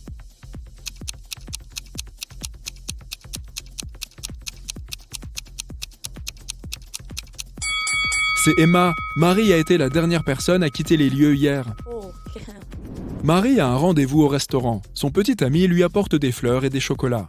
Le matin, elle se réveille avec une grave réaction allergique. Elle se rend à l'hôpital. Les médecins découvrent qu'elle a été empoisonnée, mais ils ne savent pas de quel antidote elle a besoin. Marie doit identifier rapidement la source de l'empoisonnement et engage donc un détective. Il interroge toutes les personnes susceptibles d'avoir transmis l'allergène à Marie. Steve, son petit ami, déclare « Nous avons mangé les mêmes plats et bu les mêmes boissons dans la soirée. Je ne comprends pas comment cela a pu se produire. » Le livreur de pizza dit « Je lui ai apporté sa pizza hier, mais elle était parfaite, j'en suis certain. Personne d'autre ne s'est plaint de quoi que ce soit. » Et Bella, la meilleure amie de Marie, dit « Je pense que c'est son petit ami. Il m'a appelé et m'a demandé quel genre de fleurs aimait Marie. » Qui est à l'origine de la réaction de Marie ?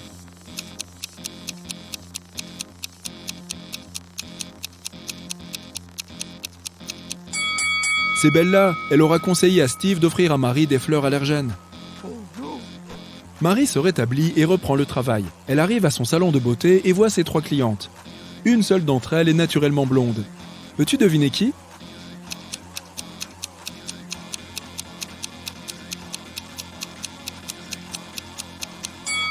La première dame a des poils noirs sous les aisselles et la troisième dame a des racines et des sourcils foncés. Ce sont donc de fausses blondes. Et cette élégante dame aux cheveux verts a des sourcils et des cils clairs, ce qui signifie qu'elle est la seule blonde naturelle parmi ces 3 personnes. Soudain, toutes les lumières du salon de beauté s'éteignent. Heureusement, quelques secondes plus tard, le courant revient. Mais Emily s'écrie « On m'a volé ma barre de chocolat !» Marie interroge 3 suspects. La cliente d'Emily dit « Ce n'était pas moi, je viens de me faire appliquer du vernis à ongles. Et j'attends toujours qu'il sèche. » Nina dit « J'ai peur du noir, alors quand la lumière s'est éteinte, je me suis figée sur place. » Et Angela dit « Quelqu'un m'a poussé dans le noir et je suis tombée par terre. » Qui a pris la barre chocolatée ?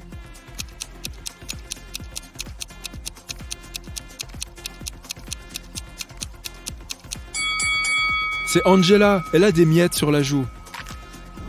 Steve veut offrir à Marie un cadeau époustouflant pour son anniversaire, mais il n'a aucune idée de ce qu'il pourrait lui acheter. Il décide de fouiner dans son ordinateur portable et de vérifier son panier d'achat en ligne. Pendant que Marie va à la salle de bain, Steve se faufile dans sa chambre et allume l'ordinateur. Il faut un mot de passe, mais Steve ne le connaît pas. Heureusement, il y a une note à côté de l'ordinateur de Marie qui dit 6226. Steve l'essaye, mais ça ne marche pas. Peux-tu déchiffrer le mot de passe ?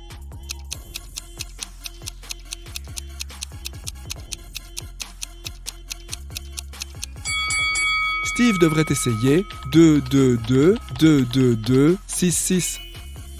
Marie laisse ses affaires dans la remise et s'absente un moment. À son retour, elle s'aperçoit que quelqu'un a volé son sac. Elle appelle la police et ferme toutes les portes à clé. Un policier arrive et identifie 3 suspects. La coiffeuse était en train de streamer en direct avec ses followers Instagram. La manucure dit qu'elle était concentrée sur son travail. Et l'homme de ménage dit qu'il nettoyait le sol et qu'il n'a remarqué personne de suspect. Peux-tu deviner qui est le voleur ?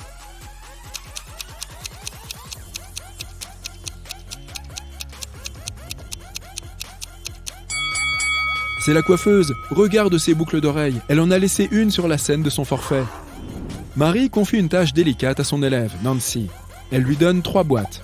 Chacune des boîtes contient des extensions de cheveux d'une certaine couleur ainsi que 2 directives. Dans l'une des boîtes, les 2 directives sont fausses. Dans les autres boîtes, les 2 directives sont vraies. Ouvrons la première boîte. Les 2 notes disent 1. Ne pas utiliser cette couleur. 2. Ne pas prendre la couleur de la deuxième boîte. Les 2 notes de la deuxième boîte disent 1. Ne pas utiliser la couleur de la première boîte. 2. Et prendre la couleur de la troisième boîte. Enfin, les notes de la troisième boîte disent 1. Ne pas utiliser cette couleur. 2. Prendre la couleur de la première boîte. Quelle couleur Nancy doit-elle choisir pour réussir le test ?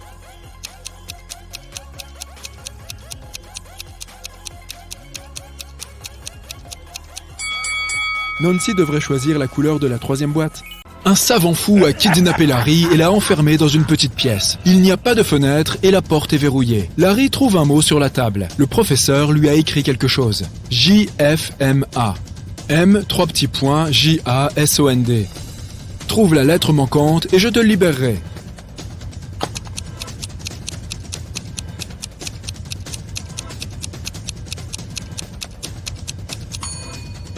Dix minutes plus tard, Larry parvient à s'enfuir de cet endroit étrange. Il a compris que la lettre manquante était un J. Ces lettres sont en réalité les premières lettres des mois de l'année, de janvier à décembre. Et la 6e lettre, le J, correspond au mois de juin. Il y a 2 villages voisins. Des habitants qui disent toujours la vérité habitent dans un des 2 villages. Des menteurs vivent dans l'autre village. Les habitants des 2 villages se rendent souvent visite. Tu te trouves dans l'un des 2 villages, mais tu ne sais pas duquel il s'agit. Quelle question devrais-tu poser pour comprendre où tu es ?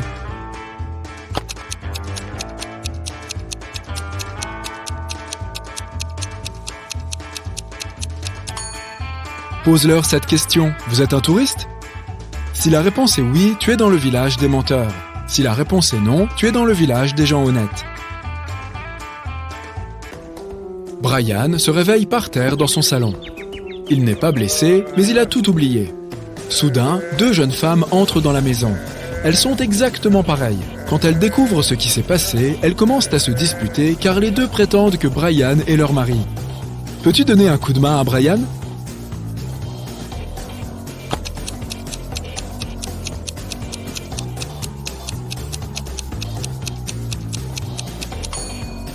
La femme de Brian est celle de gauche. Elle a un tatouage sur le même bras que la femme qui se trouve sur la photo de mariage.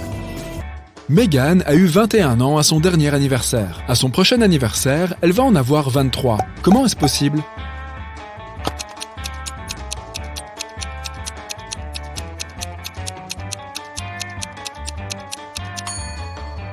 Megan fête ses 22 ans aujourd'hui.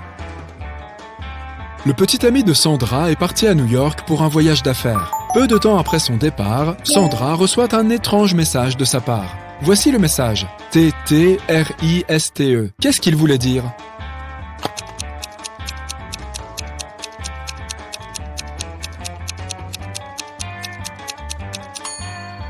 Il voulait lui dire « Très triste sans toi ».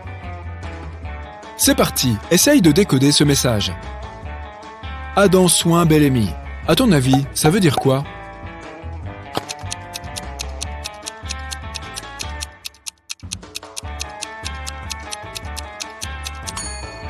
Ce message signifie un ami dans le besoin. Encore un pour le fun. Homme, mère.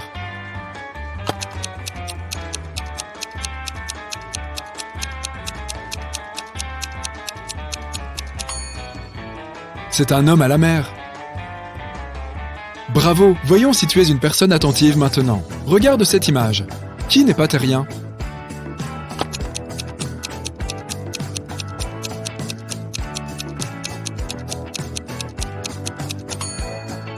C'est probablement l'homme sur la droite. L'homme de gauche porte un costume d'Halloween. Regarde ses yeux, ils sont marrons et ils ont l'air très humains. Regarde les yeux de l'homme de droite maintenant. Brrr, il fait peur. Et dans cette image alors ? Est-ce que tu repères un intrus qui ne serait pas un simple terrien comme nous ?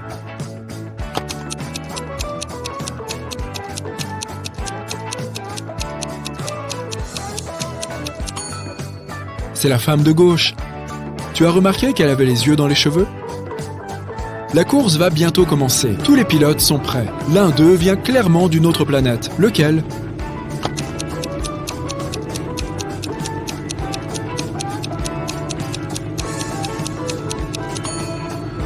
C'est lui. Il laisse une traînée visqueuse derrière lui. Ok, tu es effectivement un bon observateur. Mais est-ce que tu l'es suffisamment pour trouver la réponse aux prochaines questions ? Un lapin se cache parmi ces champignons. Tu le vois ?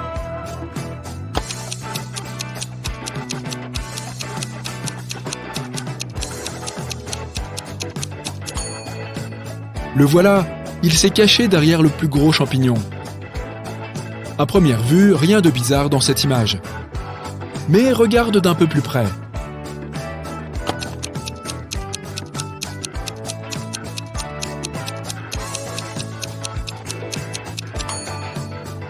Mais oui, personne n'utilise un ballon de foot pour jouer au basket. Marc a acheté un nouveau clavier, mais le vendeur l'a eu. Il lui a donné un clavier bidon. Comment Marc l'a-t-il compris ?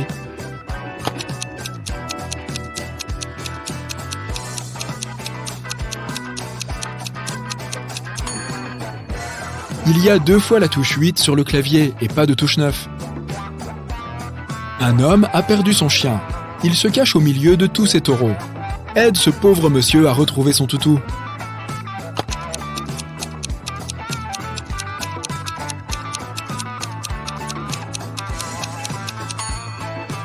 Le voilà, assez ressemblant mais pas identique.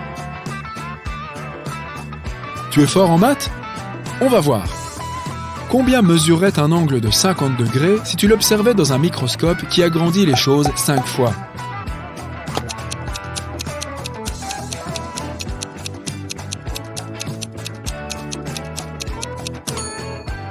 L'angle serait toujours pareil, il mesurerait toujours 50 degrés. Un homme va vendre ses pastèques au marché. Après avoir vendu la moitié de ses pastèques et une demi-pastèque, il remarque qu'il lui reste une pastèque. Combien de pastèques avait-il apporté pour les vendre au marché ?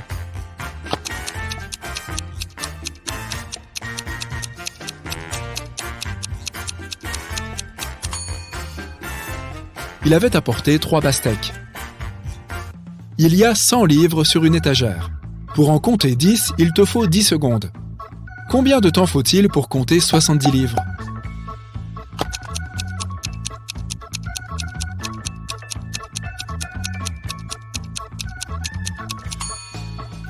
Il faut 30 secondes. En 30 secondes, tu vas compter 30 livres et tu sauras que les livres restants sont les autres 70.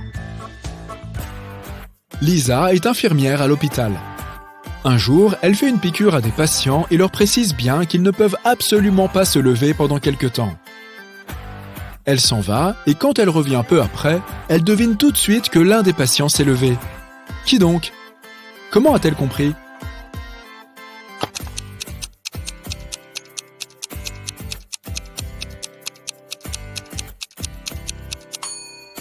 C'est l'homme du milieu. Il y avait une assiette pleine de biscuits à côté de son lit. Maintenant, cette même assiette est vide et se trouve sur une table dans le coin de la pièce. À 19h environ, Mélissa se promène dans un parc. Soudain, elle remarque un homme allongé par terre. Son vélo est dans les broussailles pas loin. Mélissa l'aide à se relever et lui dit « J'étais en train de faire du vélo dans le parc quand quelqu'un m'a lancé une pierre. Je suis tombée et je me suis évanouie. » Mélissa interroge 4 suspects. Anna répond qu'elle était en train de faire son jogging du matin et qu'elle n'a rien vu. Ryan dit qu'il était en train de promener son chien et qu'il se trouvait de l'autre côté du parc. Et Michael et Laura répondent qu'ils sont venus faire un pique-nique et qu'ils étaient occupés avec leur nourriture. Qui ment ?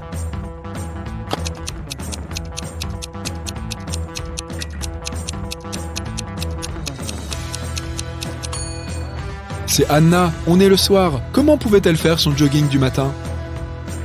Le détective Robbins marche dans la rue et, soudain, il entend un bruit de verre cassé. Il voit que la foule s'approche du lieu de l'incident, la vitrine d'une bijouterie. Le détective demande immédiatement au propriétaire « On vous a volé quelque chose ?» L'homme répond qu'il ne sait pas encore.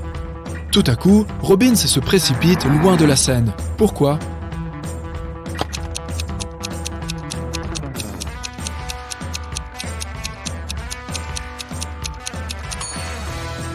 La vitre cassée était une simple diversion pour distraire les passants. Entre-temps, Cet homme a volé un portefeuille à un homme en costume qui se trouvait dans sa poche. Le voleur est maintenant en train de s'enfuir.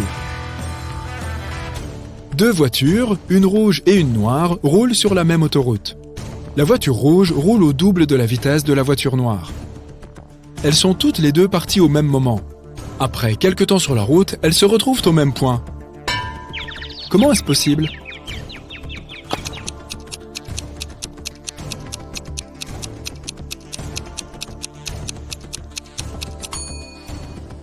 Les deux voitures roulaient en direction opposée. Marc est sur la route. Il a un rendez-vous de travail important. Il conduit assez vite. Malheureusement, il a un accident. Il ne s'est heureusement pas blessé, et l'autre conducteur non plus. Mais les deux voitures sont vraiment mal en point. Marc appelle la police. Quand les officiers arrivent, il leur explique la situation. « Je conduisais vite, mais je n'ai enfreint aucune règle. L'autre voiture m'a coupé la route soudainement, et je n'ai rien pu faire pour l'éviter. » L'autre conducteur s'exclame « Tout est de votre faute! Je conduisais doucement! J'étais en train d'organiser notre week-end avec ma femme! Vous êtes sortis de nulle part !» La police comprend immédiatement qui est le responsable. Tu l'as compris aussi ?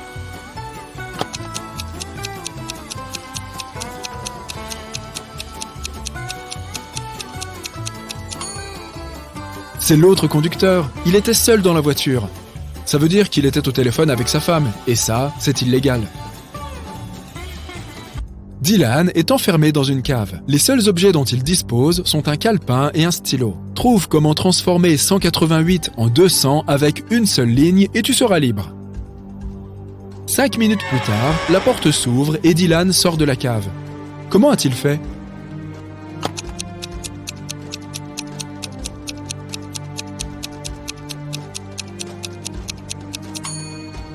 Il fait une ligne pour diviser 188 en deux horizontalement. Il obtient 100 et 100, soit 200. Un après-midi, un petit bar au bord de la plage est dévalisé. La police a 4 suspects. Ils soutiennent tous qu'ils n'ont pas mis les pieds dans le café depuis au moins 1 heure. Regarde-les attentivement et essaye de comprendre qui est le voleur.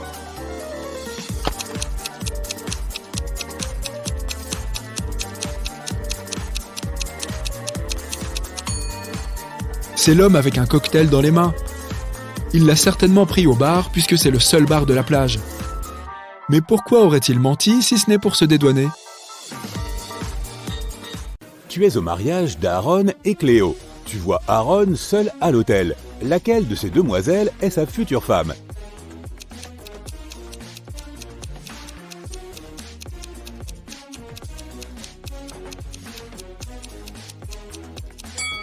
C'est elle. Regarde, elle a un bracelet avec son nom, Cléo. 3 filles se disputent pour une poupée. Elle appartient à l'une des filles, mais les 3 la réclament. À ton avis, qui est la propriétaire de la poupée ?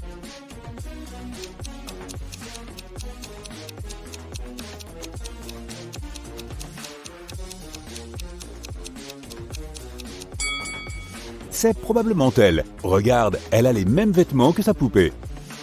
C'est Halloween et des gens se sont déguisés en fantômes. Mais il y a un vrai fantôme dans la foule. À ton avis, de qui s'agit-il ?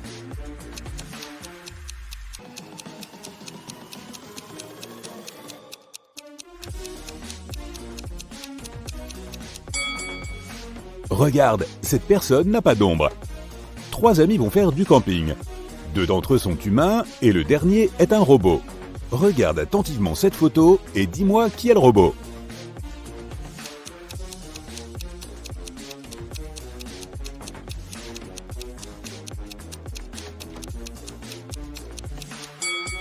C'est très probablement lui. Regarde bien les traces de pas de nos 3 aventuriers. Celles de notre homme sont des traces de roues. Pas banal pour un être humain. Amanda et sa mère participent à un jeu télévisé. C'est l'heure de la dernière question et Amanda doit deviner laquelle de ces 2 femmes est sa mère. Les 2 femmes portent un masque. Amanda ne peut donc pas voir leur visage. Peux-tu l'aider ?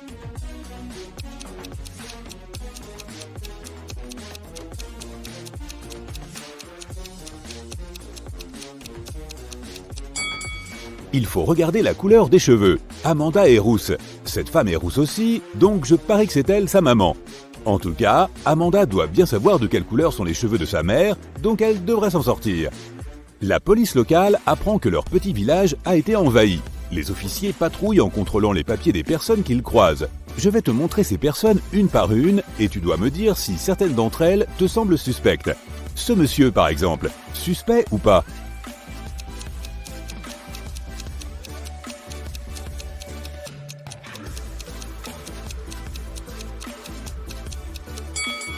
Regarde l'année de naissance sur la carte d'identité. Très peu vraisemblable. Il a des faux papiers. Au suivant, que penses-tu de cette femme?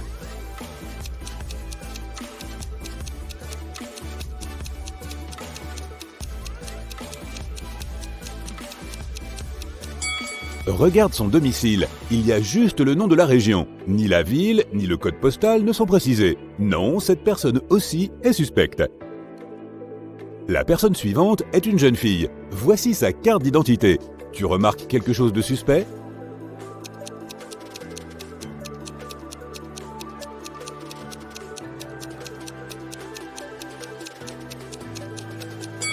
C'est tout bon pour moi, je la laisserai partir.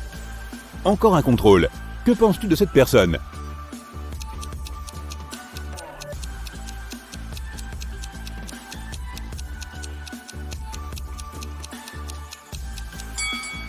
Fais bien attention à la photo. Toutes les photos officielles devraient être sur fond neutre. Cette carte d'identité n'est pas officielle. Je dirais donc que cet homme est suspect. Dernier suspect, ou pas, de la liste. Qu'en penses-tu? Est-ce qu'il faut s'inquiéter?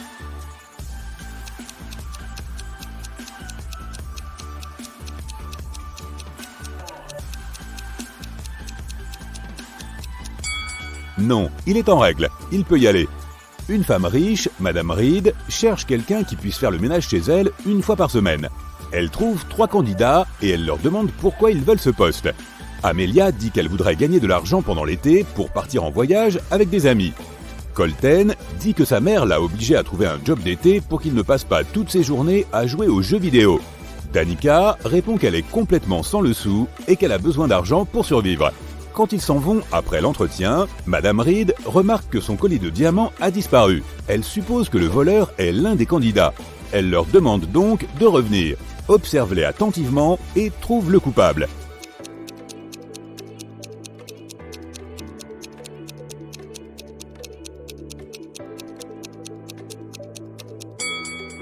C'est Danica. Elle disait qu'elle n'avait pas d'argent. Quand elle s'est présentée pour le premier entretien, elle avait de vieux vêtements. Mais regarde-la maintenant, elle a des vêtements tout neufs, des boucles d'oreilles en or et un iPhone. Elle a probablement volé puis revendu le collier.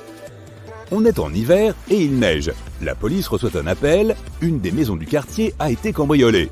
Un détective se rend sur place et interroge les habitants du coin. Tous répondent qu'ils étaient enfermés chez eux à cause de la météo. Le détective a tout de même immédiatement compris que quelqu'un mentait. Cette personne est devenue le suspect principal. De qui s'agit-il?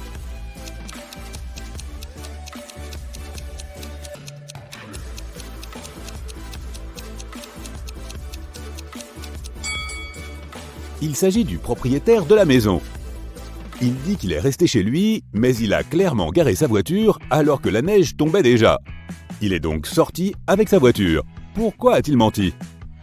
Un autre jour, un autre crime. Monsieur Spencer, un homme d'affaires, a été cambriolé. Il dit qu'il avait un coffre-fort très lourd et plein d'argent dans sa chambre. Le coffre-fort a disparu et Monsieur Spencer ne sait pas comment prouver qu'il avait bien ce coffre-fort chez lui. Pourtant, le détective chargé de l'affaire n'a pas de mal à le croire et lui demande des détails. Comment le détective savait-il que l'homme d'affaires disait la vérité?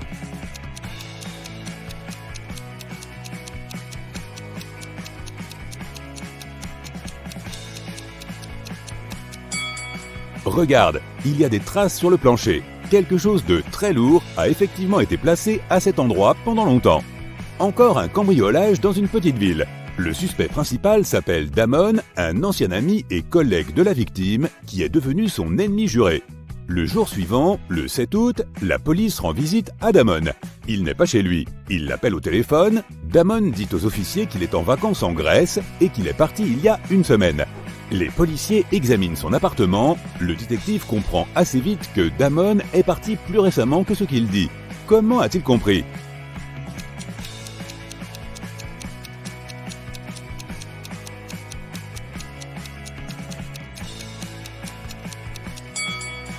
regarde le calendrier sur le mur. Il indique la date du 6 août, à savoir le jour du crime. Si Damon était réellement parti la semaine précédente, son calendrier indiquerait la date de son départ et non pas la date du crime.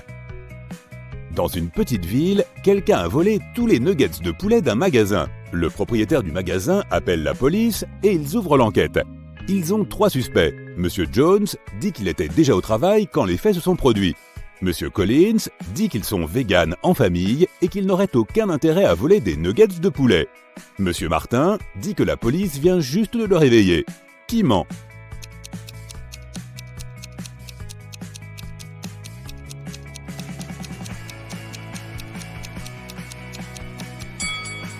Le voleur est Monsieur Collins. Il dit qu'ils sont véganes en famille, mais regarde, ils ont des poules chez eux. Étrange pour des véganes.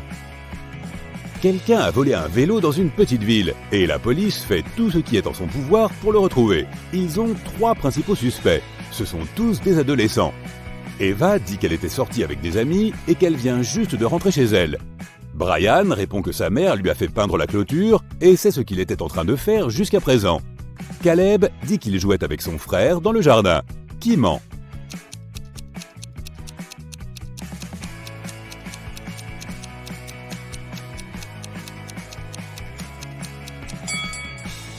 Brian, regarde, la clôture est rouge, mais il n'y a aucune goutte de peinture sur l'herbe juste à côté. C'est improbable qu'il l'ait repeinte récemment. Aiko et Della sont sœurs. Aiko est sans le sou. Elle demande à Della de lui prêter de l'argent, mais celle-ci refuse. Quelques minutes plus tard, Della descend les escaliers. Aiko remarque alors qu'un billet de 20 € est posé sur le bureau de sa sœur. Elle le prend avec l'intention de lui rendre quand elle peut. Quand Della revient, elle demande où est le billet. Aiko lui répond qu'il s'est envolé par la fenêtre à cause d'un coup de vent. Della n'y croit pas un instant et demande à Aiko de lui rendre son billet. Comment Della savait-elle que c'était un mensonge?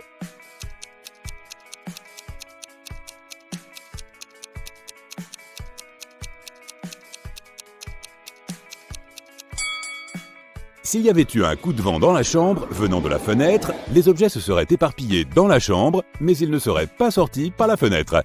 Betty a une sœur, Amy. Gabriella est la mère de Betty. De son côté, Dan est le père de Gabriella et Samantha est la mère de Dan. Peux-tu me dire de quelle manière Amy est liée à Dan?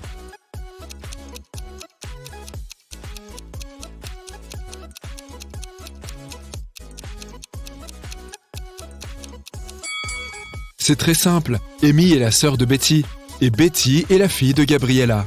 Par conséquent, Amy est l'autre fille de Gabriella. Nous savons aussi que Dan est le père de Gabriella. Donc, Dan est le grand-père d'Amy. Betty a un rendez-vous et elle est un peu en retard. Son petit ami, Stan, l'attend déjà à l'intérieur de leur café préféré. Peux-tu le trouver?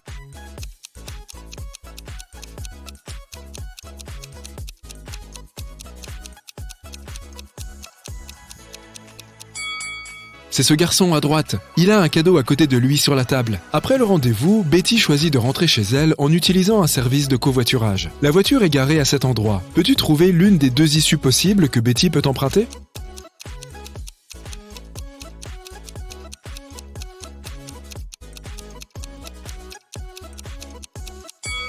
Cet itinéraire bizarre conduira Betty à l'issue numéro 3. L'un des services de courrier électronique les plus populaires fait face à une erreur système. Et les mots de passe de certains clients ont été modifiés. Betty écrit au responsable de l'entreprise. « Mon mot de passe est changé, je n'arrive pas à me connecter. » Le responsable répond. « Maintenant, votre mot de passe est différent et il comporte 9 lettres et 2 de ces lettres se trouvaient déjà dans votre mot de passe précédent. » Betty répond. « Merci, j'arrive maintenant à me connecter. Sauras-tu trouver l'ancien et le nouveau mot de passe de Betty ? »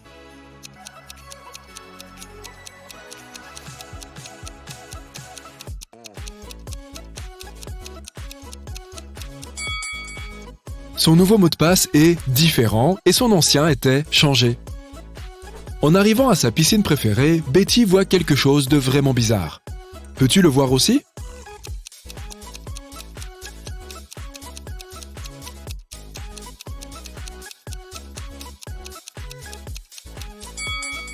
Ces 2 garçons ont échangé leurs ombres. Après avoir nagé, Betty va dans les douches. Il y a déjà des gens dans 3 des cabines. Peux-tu me dire qui n'a rien à faire ici?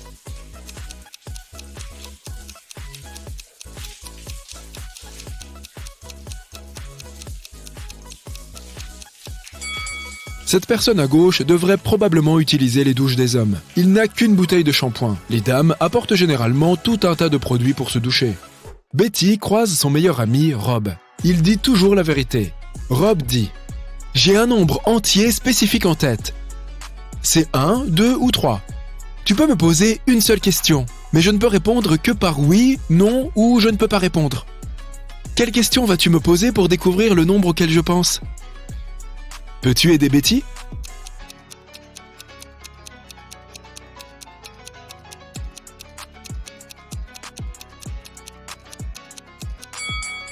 Elle devrait dire « Je pense à un seul nombre entier.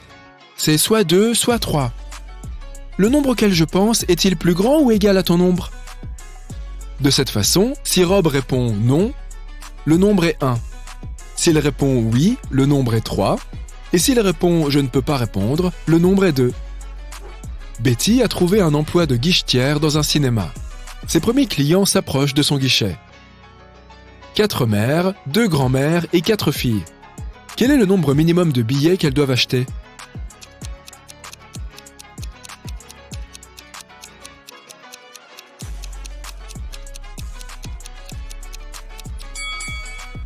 Seulement 6. Betty a 3 clés qui ouvrent 3 portes différentes. Combien d'essais lui faudrait-il pour trouver la clé de chaque porte ?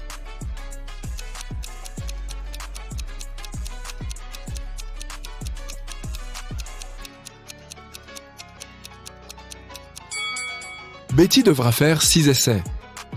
D'abord, elle doit essayer la première clé sur les 3 portes. Puis elle essayera la deuxième clé sur les 2 portes restantes. Et enfin, elle utilisera la 3e clé pour ouvrir la dernière porte. Betty entre dans un café et repère tout de suite un voleur. Peux-tu voir aussi cette personne ?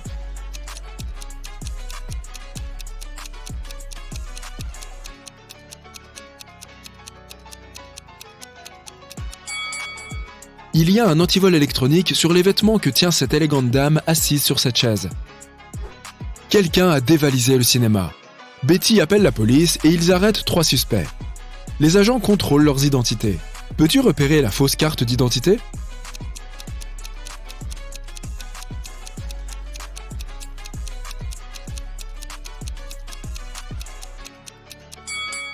Les photos de papier d'identité doivent toujours avoir un fond blanc. La carte du milieu est donc fausse. Tard dans la nuit, Betty rentre chez elle à pied au milieu d'une tempête de neige. Elle croise une personne qui promène un chien dans la rue et elle prend peur. Peux-tu deviner pourquoi ?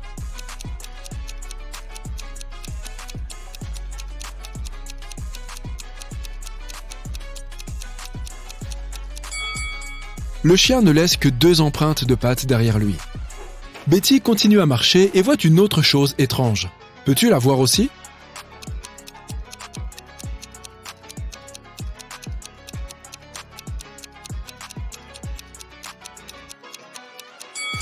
Ce devrait être la Lune, et non pas Saturne. Betty entre dans son immeuble et rencontre 3 de ses voisins dans l'ascenseur. L'un d'entre eux est un loup-garou. Peux-tu deviner qui ?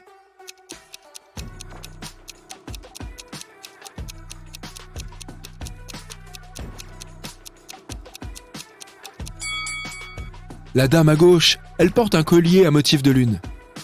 Betty s'endort et se réveille dans une arène.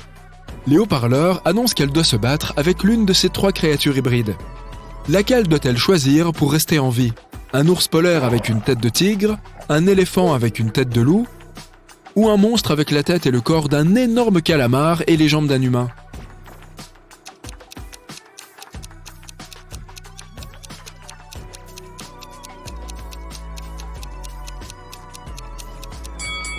Betty devrait choisir la 3e créature. Il s'agit d'un animal aquatique. Il ne pourra donc pas respirer suffisamment longtemps pour se battre hors de l'eau. Après le combat, Betty reçoit une invitation pour rencontrer l'organisateur du concours, le roi Harold.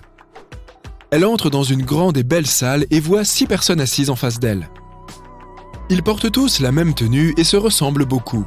Il est très difficile de savoir qui est le vrai roi. Mais au bout de quelques minutes, Betty s'approche de l'un d'eux, s'incline et dit Enchanté de vous rencontrer, Votre Majesté. Comment a-t-elle su qui était le vrai roi?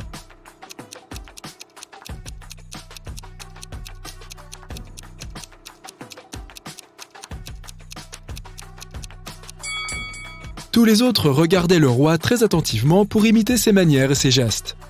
Le vrai roi Harold, lui, est absolument détendu. En rentrant chez elle, Betty est malheureuse. Son chat Foufou a disparu. Betty interroge ses voisins. Lily répond « Désolée, je n'ai pas vu de chat. Je travaille chez moi. J'ai passé toute la journée à travailler sur mon nouveau livre. » Vanessa dit « Je n'ai pas vu Foufou aujourd'hui, et c'est très bien ainsi parce que je suis terriblement allergique aux chats. » Et Bob dit « Je crois avoir entendu un chat miauler sur le balcon il y a quelques heures. Peux-tu deviner qui a volé le chat ? »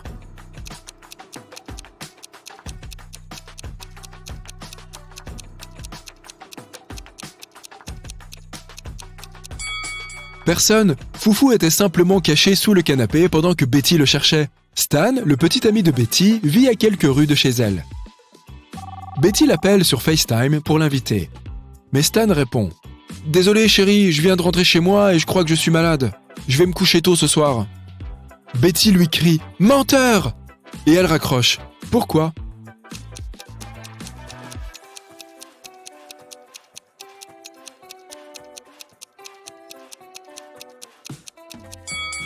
Jette un coup d'œil à la fenêtre de Betty. Il fait plutôt sombre. Stan n'habite qu'à 2 rues de là. Mais le ciel derrière lui est bleu vif, ce qui signifie qu'il n'est pas chez lui. Betty fait un magnifique château de sable puis s'allonge. Elle s'endort. Au bout d'un moment, Betty se réveille et voit que quelqu'un a détruit son château. Elle demande à 3 personnes qui se trouvent non loin. « Qui a fait ça ?» Kelly répond. « Ton château m'a bien plu et je l'ai photographié pour le poster en ligne. Puis je suis partie m'acheter une glace. Quand je suis revenue, j'ai vu que ton château était complètement détruit. » Olivia dit « Je suis désolée, je nageais loin du rivage. Quand je suis revenue, il n'y avait déjà plus de château. » Et Tom a dit « Désolé, madame, je ne vois rien car je suis aveugle. Le vent a dû détruire votre château. Vous n'auriez pas dû l'avoir construit sur 5 étages. Qui est le menteur selon toi ? »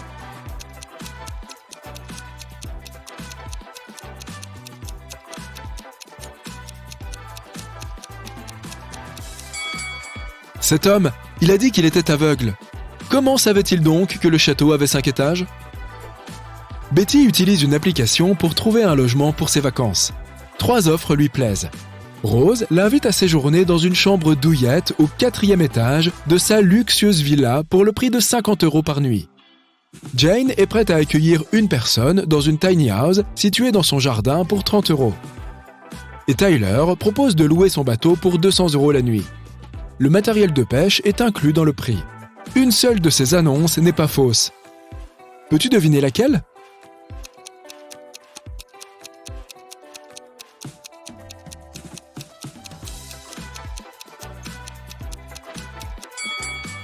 Cette villa a 2 étages, et la photo de Tyler est accrochée sur la jetée. C'est un fugitif. La maison d'hôte de Jane est donc l'option la plus sûre pour Betty.